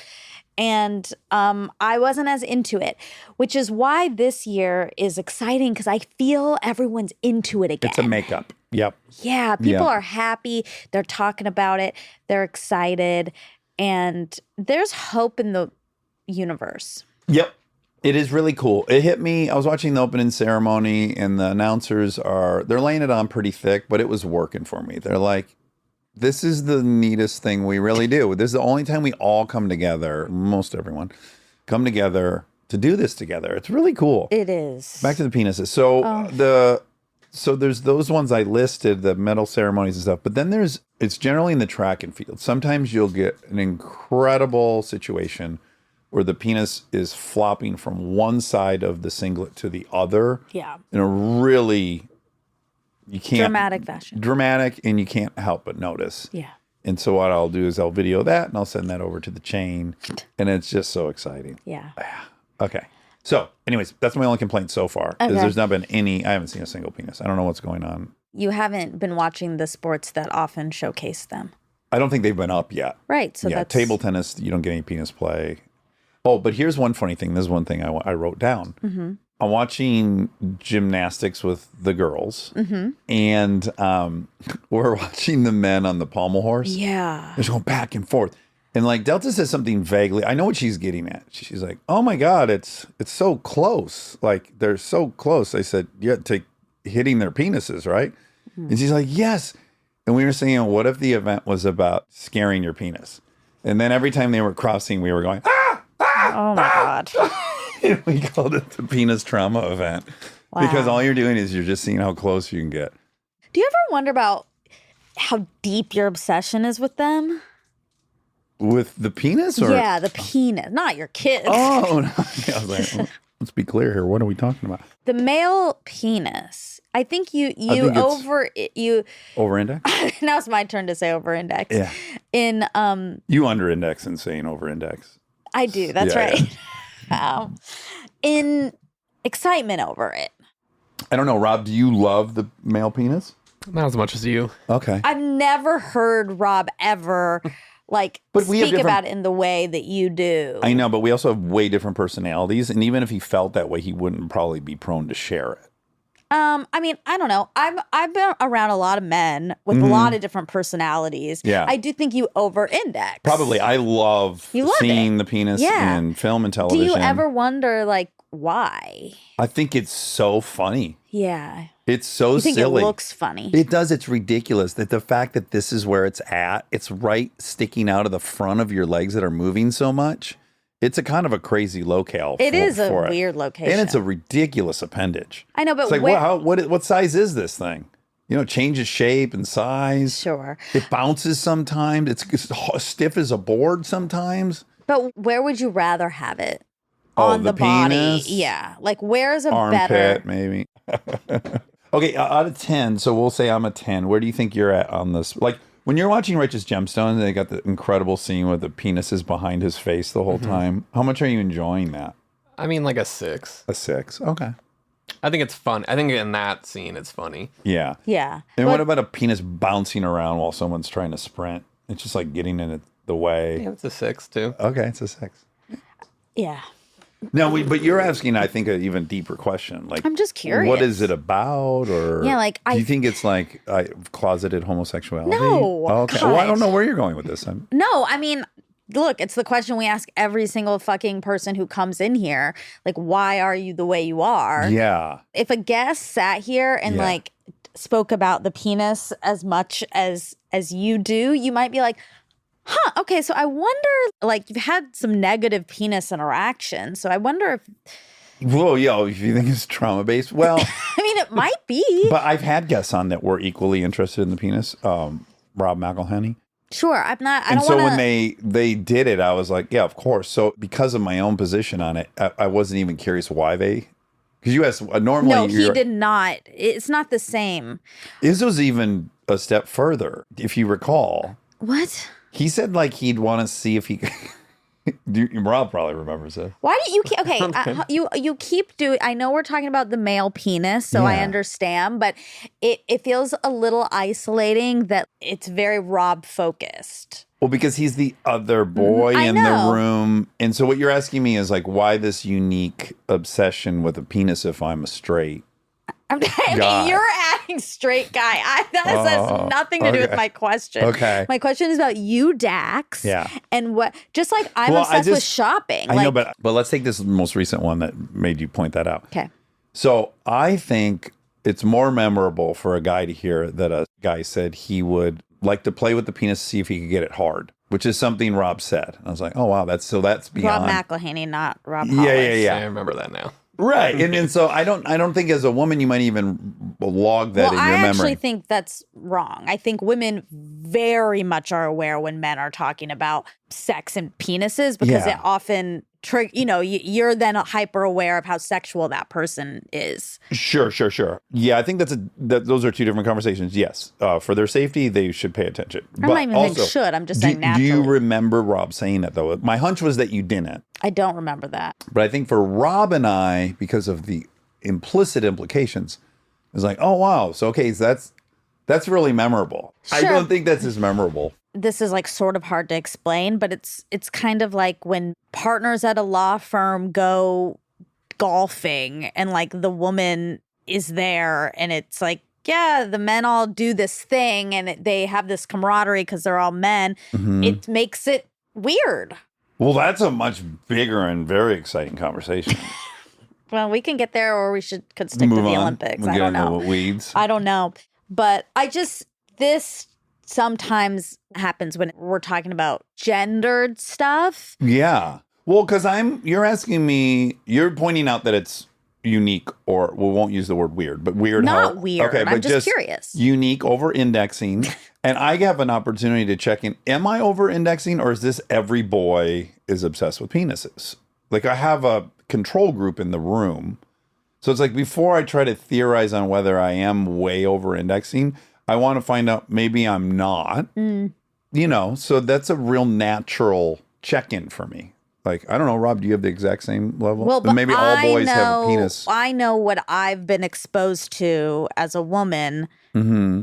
and I know where people index. Whether they're thinking of it or not is not even really what I'm asking. Like, you are very like open about it. Yeah. You love talking about it. Yeah. It's funny and it's fun, and It's it is. so funny. I find it funny too. Yeah. But I put a ton of penis in my first movie. yeah, you love penises. Yeah, That's what yeah, I'm saying. yes. So even whether Rob secretly thinks it or not is not really what I'm asking. Like in my life, Mm-hmm. you over-index, and I'm curious. I'm just curious Well, if right, it's so- if it is trauma. No, well, I don't think it is, but maybe it is. How would I know? Yeah, it's true. My point is, I had an opportunity, and to me, it was pointed out. So I had an opportunity to go like, oh, I think all boys do. Mm-hmm. Right? And they're just not talking about it. Yeah. And then I asked Rob, and he's like, no, I'm not. I'm a 6. So I'm like, okay, so I am unique. So now I'm on the investigative path of why. I want to point out that in Brothers Justice, there's a car chase scene. Yeah. And you always see inserts in movies during car chase scenes of shifting and the clutch pedal and the shifter and the gas and the brake and all these inserts. And I kept putting in how bad the penis and testicles were shaking during this really know. violent car chase Which scene. is funny. Because, that's part of the story too. But do you see what I'm saying? And Because it was so funny. nobody else has done it, which proves that you over-index. Yeah, I felt very original. with Yeah, that. it is. Yeah. It is original. It's not bad. I just have a curiosity around your curiosity. Yeah, I just think they're super funny and Yeah. ridiculous looking. I think the answer is I'm a perv. I think if I had to Sure. just sum it all up, I think yeah. I'm a perv. I think I'm a perv too because in my most recent book that I can't stop talking about, all fours. All fours. There And was as much, by the way, so many comments are, what's the name of the book Veronica's reading? Oh. And I'm thinking, like, I even remember it. I know, I which say is, it a lot. You say it so much, and it's such a memorable title, All Fours. Yes, it is. All fours, there's a part that I find sexy that I've learned a lot of people don't. Okay. And so I was like, I'm a perv. Sure. So it's just interesting. Yeah. So if I were to inquire to you, what's your explanation of that? Trauma. I think I had some and I don't know about it. No. It could have been, I mean, I don't know. I don't care. I mean, I'm not like going to go investigate. Mm-hmm. But I have been told that I was, what was the word used? Like kind of overly sexual as a kid. By who? Your parents told you this? A family member. I won't say who. Okay. Who was around a lot. A woman. And she said you were over sexual. As a kid. Anyway, Anywho. all to say, I guess I'm a perv too, and I don't really know where it's from. Could be trauma. I think it's just genetic. Could be. Well, it's definitely not genetic. We don't know. I do not. There's no telling what Nermi's responding to when she reads All Fours. And she's just not going to tell you Never. or a show. So we just don't know. That's all I'm saying. My mom's a perv. I mean, I think Yeah. my dad was a perv. I come by it very honestly. But they talked about it. Yeah, they're pervs. They own it. But they were also both victims of a Trauma. Yeah. Exactly. Yeah, so I don't know. I just don't know. Yeah.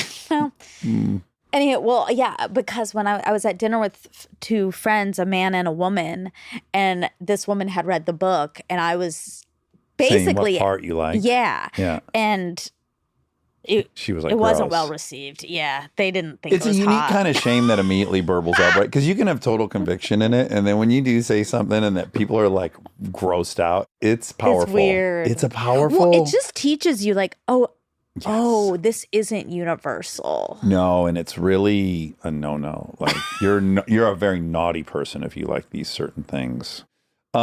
Because we had this conversation before, I don't even know if I can proceed with my list of things Oh my I liked God. about Are the they Olympics. all about penises? They're not. They're Okay. not. Okay. They're all about bodies. Well, a lot of them. I mean, isn't that part of what is great about the Well, Olympics? I You're know seeing that's- these bodies that only exist.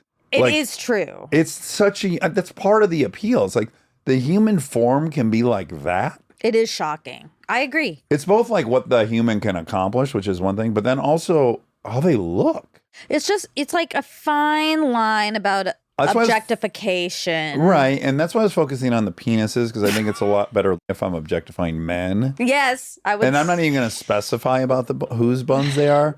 I'm just going to say I have seen some buns. Mm-hmm. It just defies what we know about buns. I'm not a butt girl. Right. So what are I- you? I don't know. Okay. Personality. I bet you are, but that's not fun for the Olympics. What? Oh, for the Olympics? Yes, I'm a prowess. I like to see people Proficiency. defying gravity, not their buns defying gravity, Okay. their skills and So there's no body seeing- part that's like turning your head. seeing seeing someone's lifelong work come to Yeah. fruition. Oh, I love it. I do too. The body's not as much because they are so specific. That's part of my great But fascination. it becomes white noise. I understand. That's not Actually, the case for I me. looked at some bodies and I was like, ew, I'll cut that. Okay. What ones? I mean, they were like nice bodies, but I was like, Oh. ugh, I hate bodies. Oh, okay. I think you should keep that. That's interesting. No, I'm cutting it because that's rude. Like, it's rude. These are No, people. you're not saying they have bad bodies. You're saying you think bodies are gross. I thought bodies were gross for a second, Oh, okay. Wow. Wow. but I'm also on my period. Yeah, so we can't. You're an untrustworthy I'm narrator. narrator. And also, bodies are beautiful and gross. Like, it is crazy that I'm bleeding right now. Right. Don't look at Rob right I now. didn't. Okay, I'm just telling you. Oh when I'm my talking about my God. blood. I only look at you Rob when I'm wanted talking to about look- penises. or blood. No, no, no, no, no, no, no, no, no, no. I'm just Are saying. you okay? So I understand not getting horny for the bodies. Sometimes I do. Okay, well, it's hard to pin you down. I know I'm all over the place. But I'm a perv. Do you not? And I know I've already covered this before, so bear with me. How different each event makes the body in a very predictable way. It I is find that fascinating. so fascinating. It is. All of the swimmers, if you line up all the swimmers and have them turn around so you can't see them, you can't tell who's who. They all have the exact same body. Upside down triangle. Yes. Let me start by something positive. Beach volleyball is so awesome. Like, it really, to me, we've had many guests on here, you know, Natalie Portman talking about soccer, and, you know, people don't watch women's sports. Now, what's the chicken and the egg of that? They don't watch women's sports in the U.S. Is it because they don't get given a primetime slot? Is it they don't get the ad campaign? All I can say is I'm watching the women's 2-on-2 beach volleyball, and I'm like, this is easily as exciting as NFL football. It's so crazy how fucking good they are. Yeah. I mean, especially if you played volleyball at all. Right. They're doing the impossible Yeah, that's cool. for hours. Oh, and it hurts on sand. It's so athletic and impressive. Yeah. And then I was thinking, yeah, and then women's gymnastics. Oh. It's better than the men's just gymnastics for me. Yeah, it's riveting. And I was like, we can love women competing. Ish, though, I think that actually goes to show that a lot of it is cultural because we do like it at the Olympics. We love watching women's gymnastics. It's probably it's definitely one gotta of the be. top. That and track and field, yeah. Exactly. And probably swimming, you know. But we only watch gymnastics at the Olympics. There are gymnastics competitions all year long, Yeah. worlds, nationals, so much. It's not even, we don't know about Right. it unless you're like really invested in gymnastics. So part of that is it doesn't get talked about very much in a public way. But Simone has brought a lot of Oh, yeah. And by the way, viewers. why do we watch swimming? We didn't watch swimming 20 years ago in the Olympics. We watched it because of Michael Phelps. Like, Yeah, why a did star. everyone start watching golfing? Because of Tiger Woods. Like, these superstars make the sports. Yeah, And Simone Biles makes gymnastics. I know. But I also like that's so much pressure. Yes, it is. Okay, so and this is just the luck of whatever. Two synchronized divers. I don't know if you watched any synchronized diving. Yeah, I did.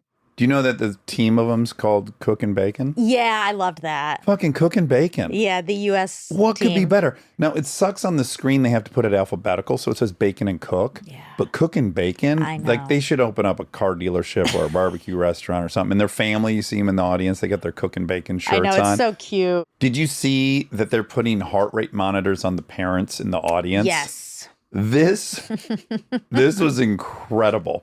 One in particular, Hesley Rivera, Uh-huh.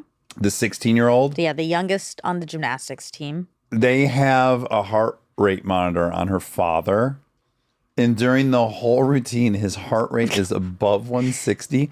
When she went to do her landing, his heart rate was 181. Oh, my Do you know how God. like if you Oh, my God. sprinted for 4 minutes, you probably wouldn't hit 181. Oh my God. Sitting there, Yeah, of course. Can you imagine? 181. I'm surprised these parents aren't having heart attacks I know, in the audience. It actually scared me when I saw that because I was like, this is not They should be good. taking a beta blocker to watch their kids. They really should hand those out They to the should. parents. Free tip. God, can you imagine though? That seems so awful. To watch your child. Yeah.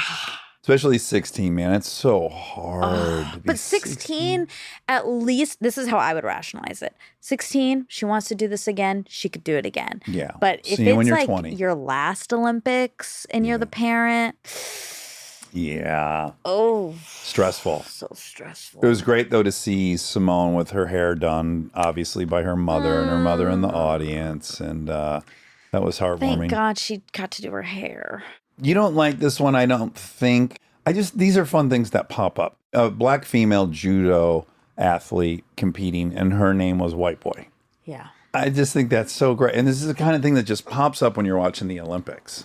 Things pop up all They over do. the There's place. so many names like Cook and Bacon and a black woman named White Boy. Yeah. Yeah, Is it's- it pronounced like that? Are you sure? Yeah. The Okay. announcers are saying White Boy. Wow. That was Wow. her last name was White Boy. Yeah. Which is just, it's really something. Yeah. You don't come across that a lot. Now, Last thing I wrote down, and this has nothing really to do with the Olympics, but it continues to crack me up that my kids will they scream if I go through commercials. They want the commercials? They insist on commercials. They're almost only watching it for commercials. They love commercials. Oh, because they didn't grow up being forced to watch them, and they love commercials. That is so odd. It drives me insane. I'm like, guys, we can't possibly stop on these are local commercials. I'll try to delineate why these aren't worth them watching. Huh. They do not want to miss the commercials.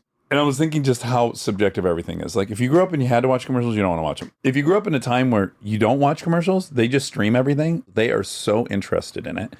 And heaven forbid, because they're showing Wicked commercials. Oh, yeah. Oh, my God. I made the mistake of blowing through 10 seconds of that commercial, and they lost it. Speaking of commercials, there was a commercial. We're not trying to be negative here, so I won't say what the commercial was. Okay.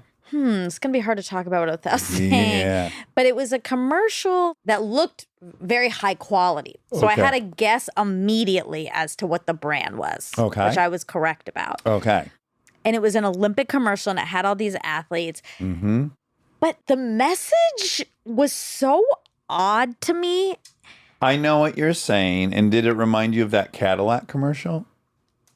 What's the Cadillac? The Cadillac commercial that was kind of infamously, it was the wrong time, wrong place. Yeah, was that guy walking through his house going yeah, in France, they take off 12 weeks a year.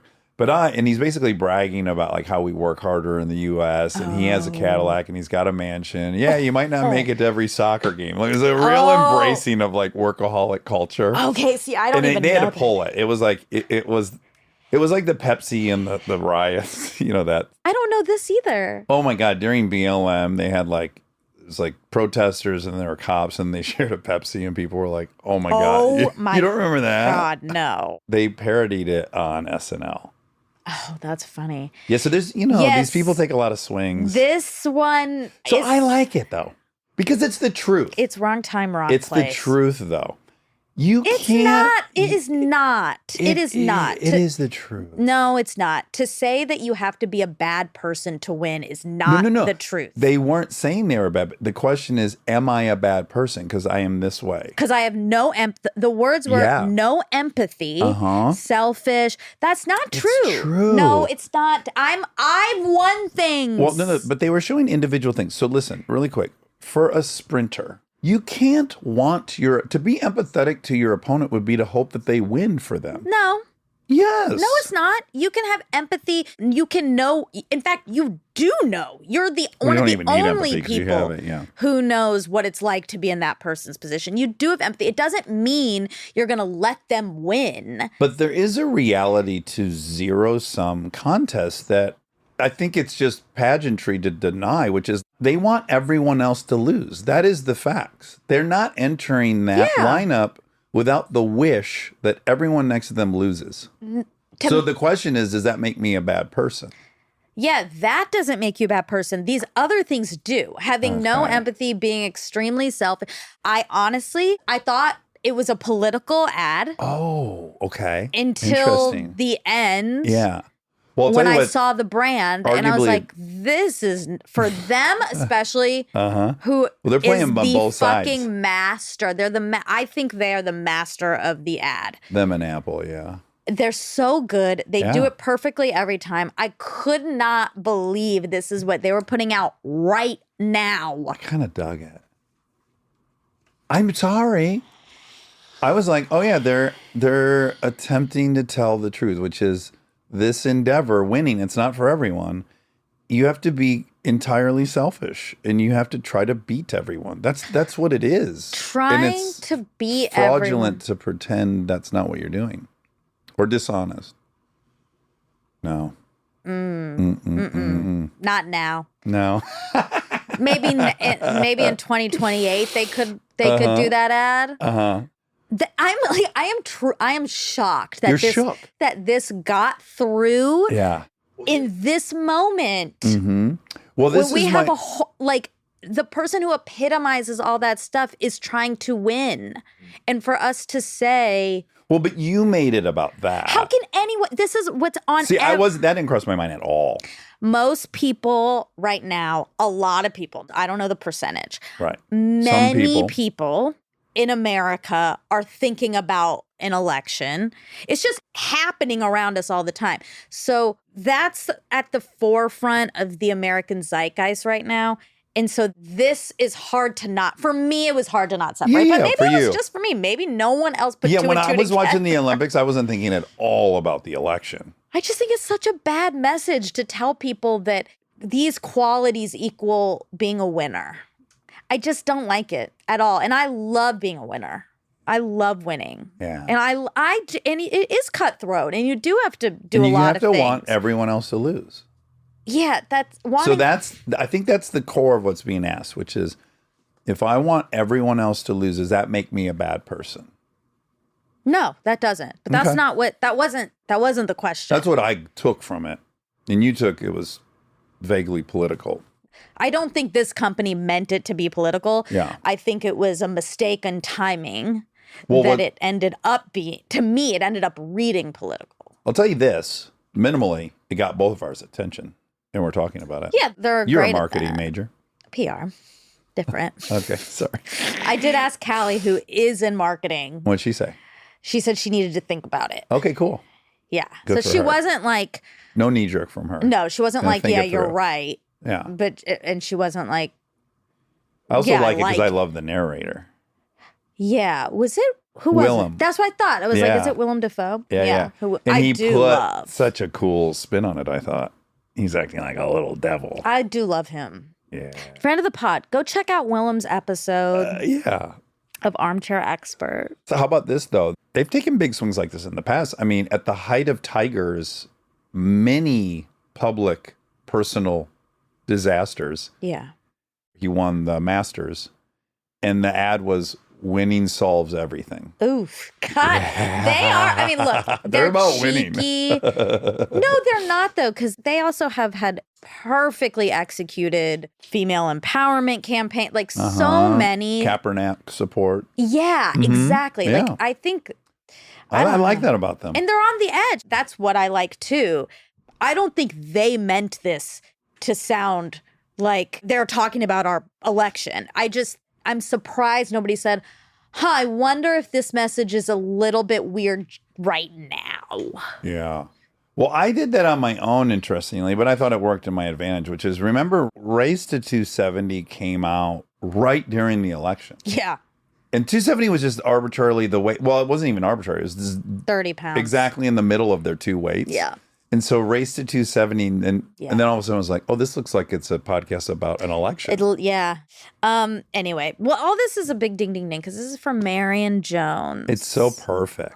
I'm so glad we watched those shows because and I'm Yeah. enjoying Simone so much, knowing her story now. I think if you learn about Suni Lee, Mm-hmm. you'll love her too. Yeah. I like her. And she's had all these like crazy kidney issues this past like year, and she's back, and it's Ooh. yeah, she's awesome, and she has had all these stalkers. Oh, my Jesus. I She's know. really up against it. I know. Anyway, so Where'd you learn all your Suni Lee? I've been really I've been Your reading stuff? I've been in the world Okay. lately. All right. I also there's a doc called Golden. It was after the last Olympics, I think. This is the one that Phelps made? No, this is about gymnastics. Oh, okay. And it was following some of the women who were going for gold.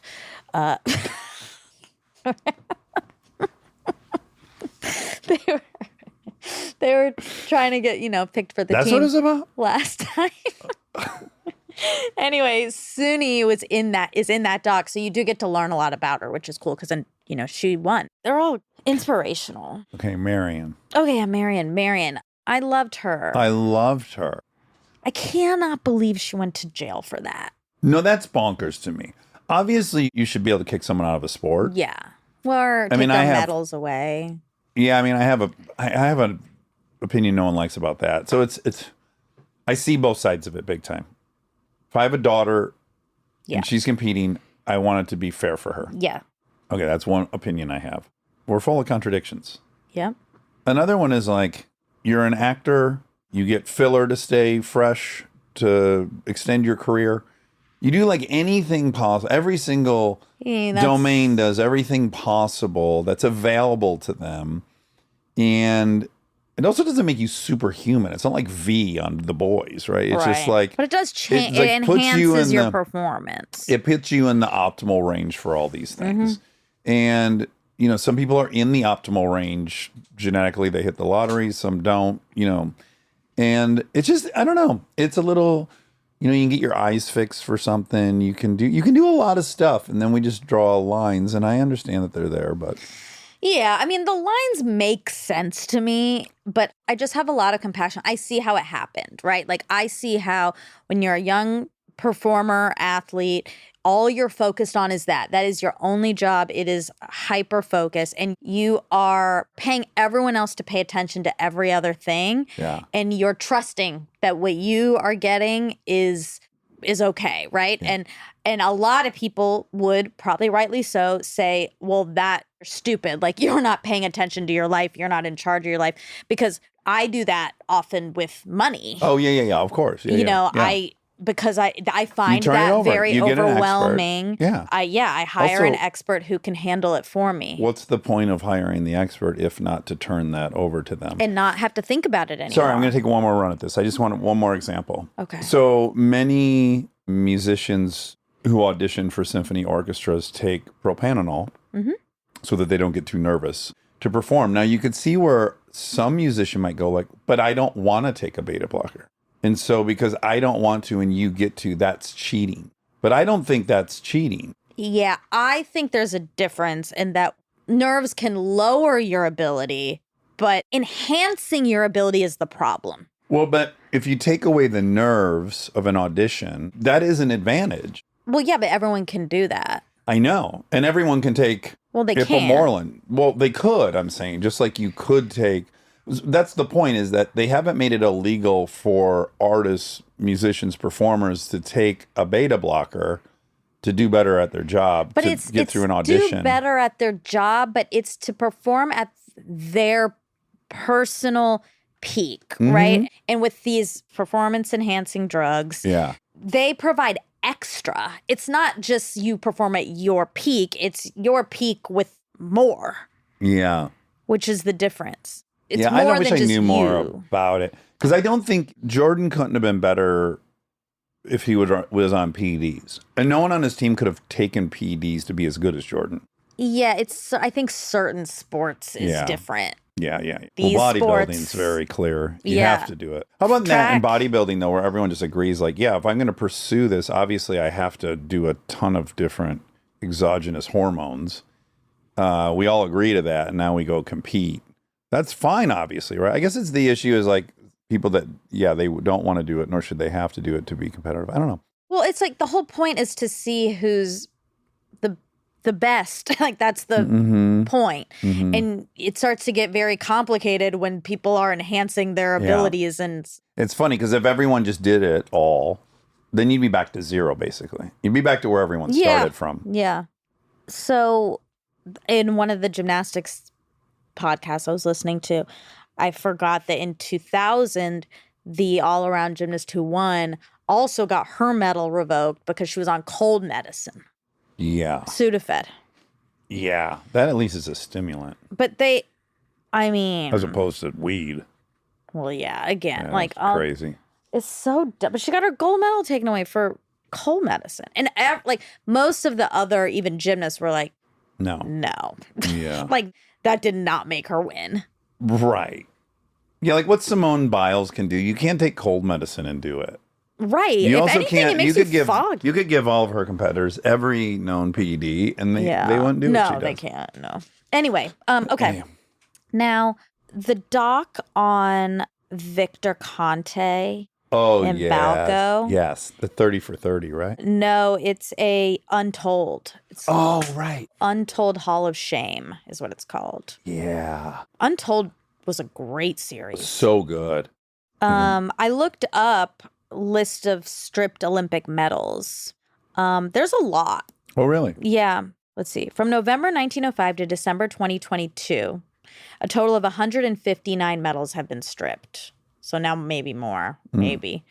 with 9 medals declared vacant rather than being reallocated after being stripped. The vast majority of these have occurred since 2000 due to improved drug testing methods, with only 20 strip medals for pre-2000 editions of the Olympic Games.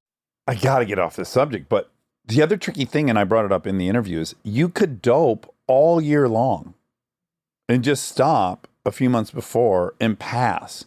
So given that Well, she was. Remember? She's never tested positive. Right. Yes. And I can't remember from that doc whether it was he had found a substance at work that they just weren't testing for. I don't know what the whole thing was. Like, she said that the thing she was on when he slid it across the desk. She knew she had been taking it. Yep. And that was illegal, even though it hadn't triggered any of the tests. But maybe they stopped giving it to her in time. Because she was just saying, I know I'd seen it before. Yeah. So they and But I'm more saying, like, I guess what I'm proposing is if something's ultimately unenforceable, is it even worth exploring? Which is, if you can dope for 3 years and 9 months and build up this base and then just go off and pass all the tests when you do, if that's a reality of it, then what are we talking about? So I guess the real rule is like you just have to be clean for those 3 months, or maybe they test them all year. I don't know. They should, I guess. If they really are sincere about it, they should be testing them every month, all year in between events. My guess is, again, there's so many meets and stuff. Mm-hmm. We hear about this one every 4 years, but I assume they're getting tested before all of these things. You would guess, yeah. I'm guessing that. Okay. I have her sad video. At the courthouse? Yeah. Yeah. Should I play it? Sure. I'll play a little bit of it. And so it is with a great amount of shame that I stand before you and tell you that I have betrayed your trust. I want all of you to know that today I pled guilty to 2 counts of making false statements to federal agents. Making these false statements to federal agents was an incredibly stupid thing for me to do, and I am responsible fully for my actions. I have no one to blame but myself for what I have done. That's all. It's 4 minutes, but it's sad. I think it's really sad. It's hard to be a person. It is.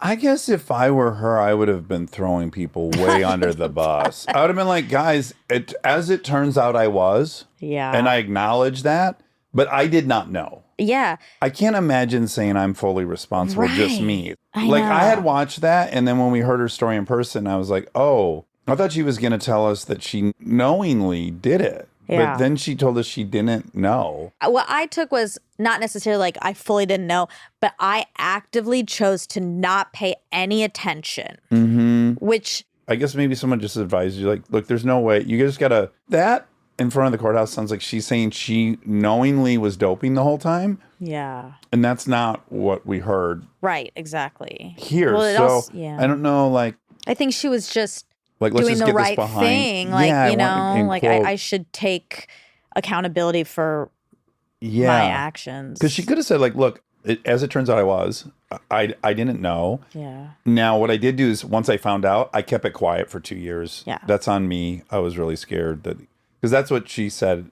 Now. with us. Yeah. Yeah. And to me, maybe she just thought no one would even believe that she didn't know. Maybe, it's just like you take the high road. You say, look, I did this, and What's insane is that somehow she was incarcerated. I That cannot we believe paid that. as citizens, we paid for that woman to sit in a prison for what? To keep all of us safe? I know, From her it's running too fast? So outrageous.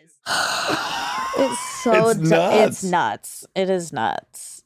If she were white, they wouldn't have sent her to, I hate to say it, but I agree. yeah. And they said, make an example out of you. Yeah. Like, okay. All right. Well, that's it. That's it for Marion. That's it for our Olympic coverage for now. No, that's not it for our Olympic now. coverage is going to continue like a week past the Olympics because of our Into delay. October. Oh my God. No, yeah, we'll keep talking about it. We'll know about the gymnastics team event and all-around event.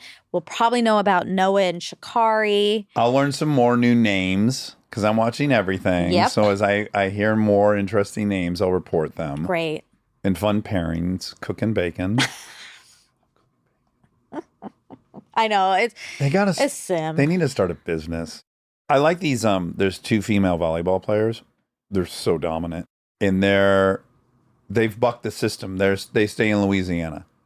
They don't. Most people come to California to train. Almost everyone, I think. Oh. But they played for like Louisiana or something. Oh, cool. In college, and they're like, no, we're gonna stay right here and train. Ooh, And they're seems hot. perfect training. You can be good there in that heat. That's true. You get to Paris, You'd and you're think like, the ooh. humidity would fuck you up a little bit. Yeah, it'd be though. harder. It'd be like training at elevation, kind of. I know, but Like everywhere else you played would be a breeze. that's kind of interesting because I don't know. I feel like you're supposed to train in the exact environment, even if you think it's harder. Well, the elevation thing is a proven fact. Well, that's a way to it's dope, a thing by the people way. say. It's just, again, here's another interesting one. That's a way to dope without doping, which is you go up there and you train for a few months and you get way more hemoglobin to carry more red blood cells, and you have an advantage when you come to sea level. Yeah, but for And we're like, how that's long? fine. And it can't be for that long. No, that's what boxers do. That's what tons of elite athletes, they train at elevation to get the hemoglobin up. And that's fine. But if you could take a shot that increased your hemoglobin, that would be not fine. It's just interesting. Yeah. That's why it's so hard. None of it's very clean. Yeah. Like they're allowed to take vitamins and optimize everything else. Okay, enough of that. Yeah. There's not. Yeah. It's tricky. It is.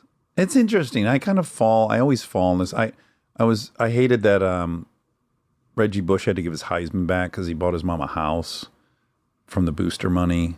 I thought that was bullshit. I generally am going to come on the side of the, disenfranchised athlete that came from nothing. I mean, yeah. I mean, you got to just get out of their way. Go pick on someone else. Like literally, there's so many fucking privileged assholes you could be pointing your. It's true. Think how many these fucking bankers didn't go sit in a prison. I know. After 2008. I know. It's And crazy. marrying 'cause you ran too fast. So afraid. I hate it. Yeah. Well, I found her very inspiring. She's turned her God, narrative. This is adjacent to Monica Lewinsky. Oh, Like the whole country hates your guts. And you got to keep going. I know. You got a whole life to live, and you got to refuse to be defeated by it. It's so inspiring. And it's only way after the fact that people are like, huh, We were a little hard on that. I think person. that was maybe not so nice. Yeah. Yeah. All right. All right. Love you. Love you.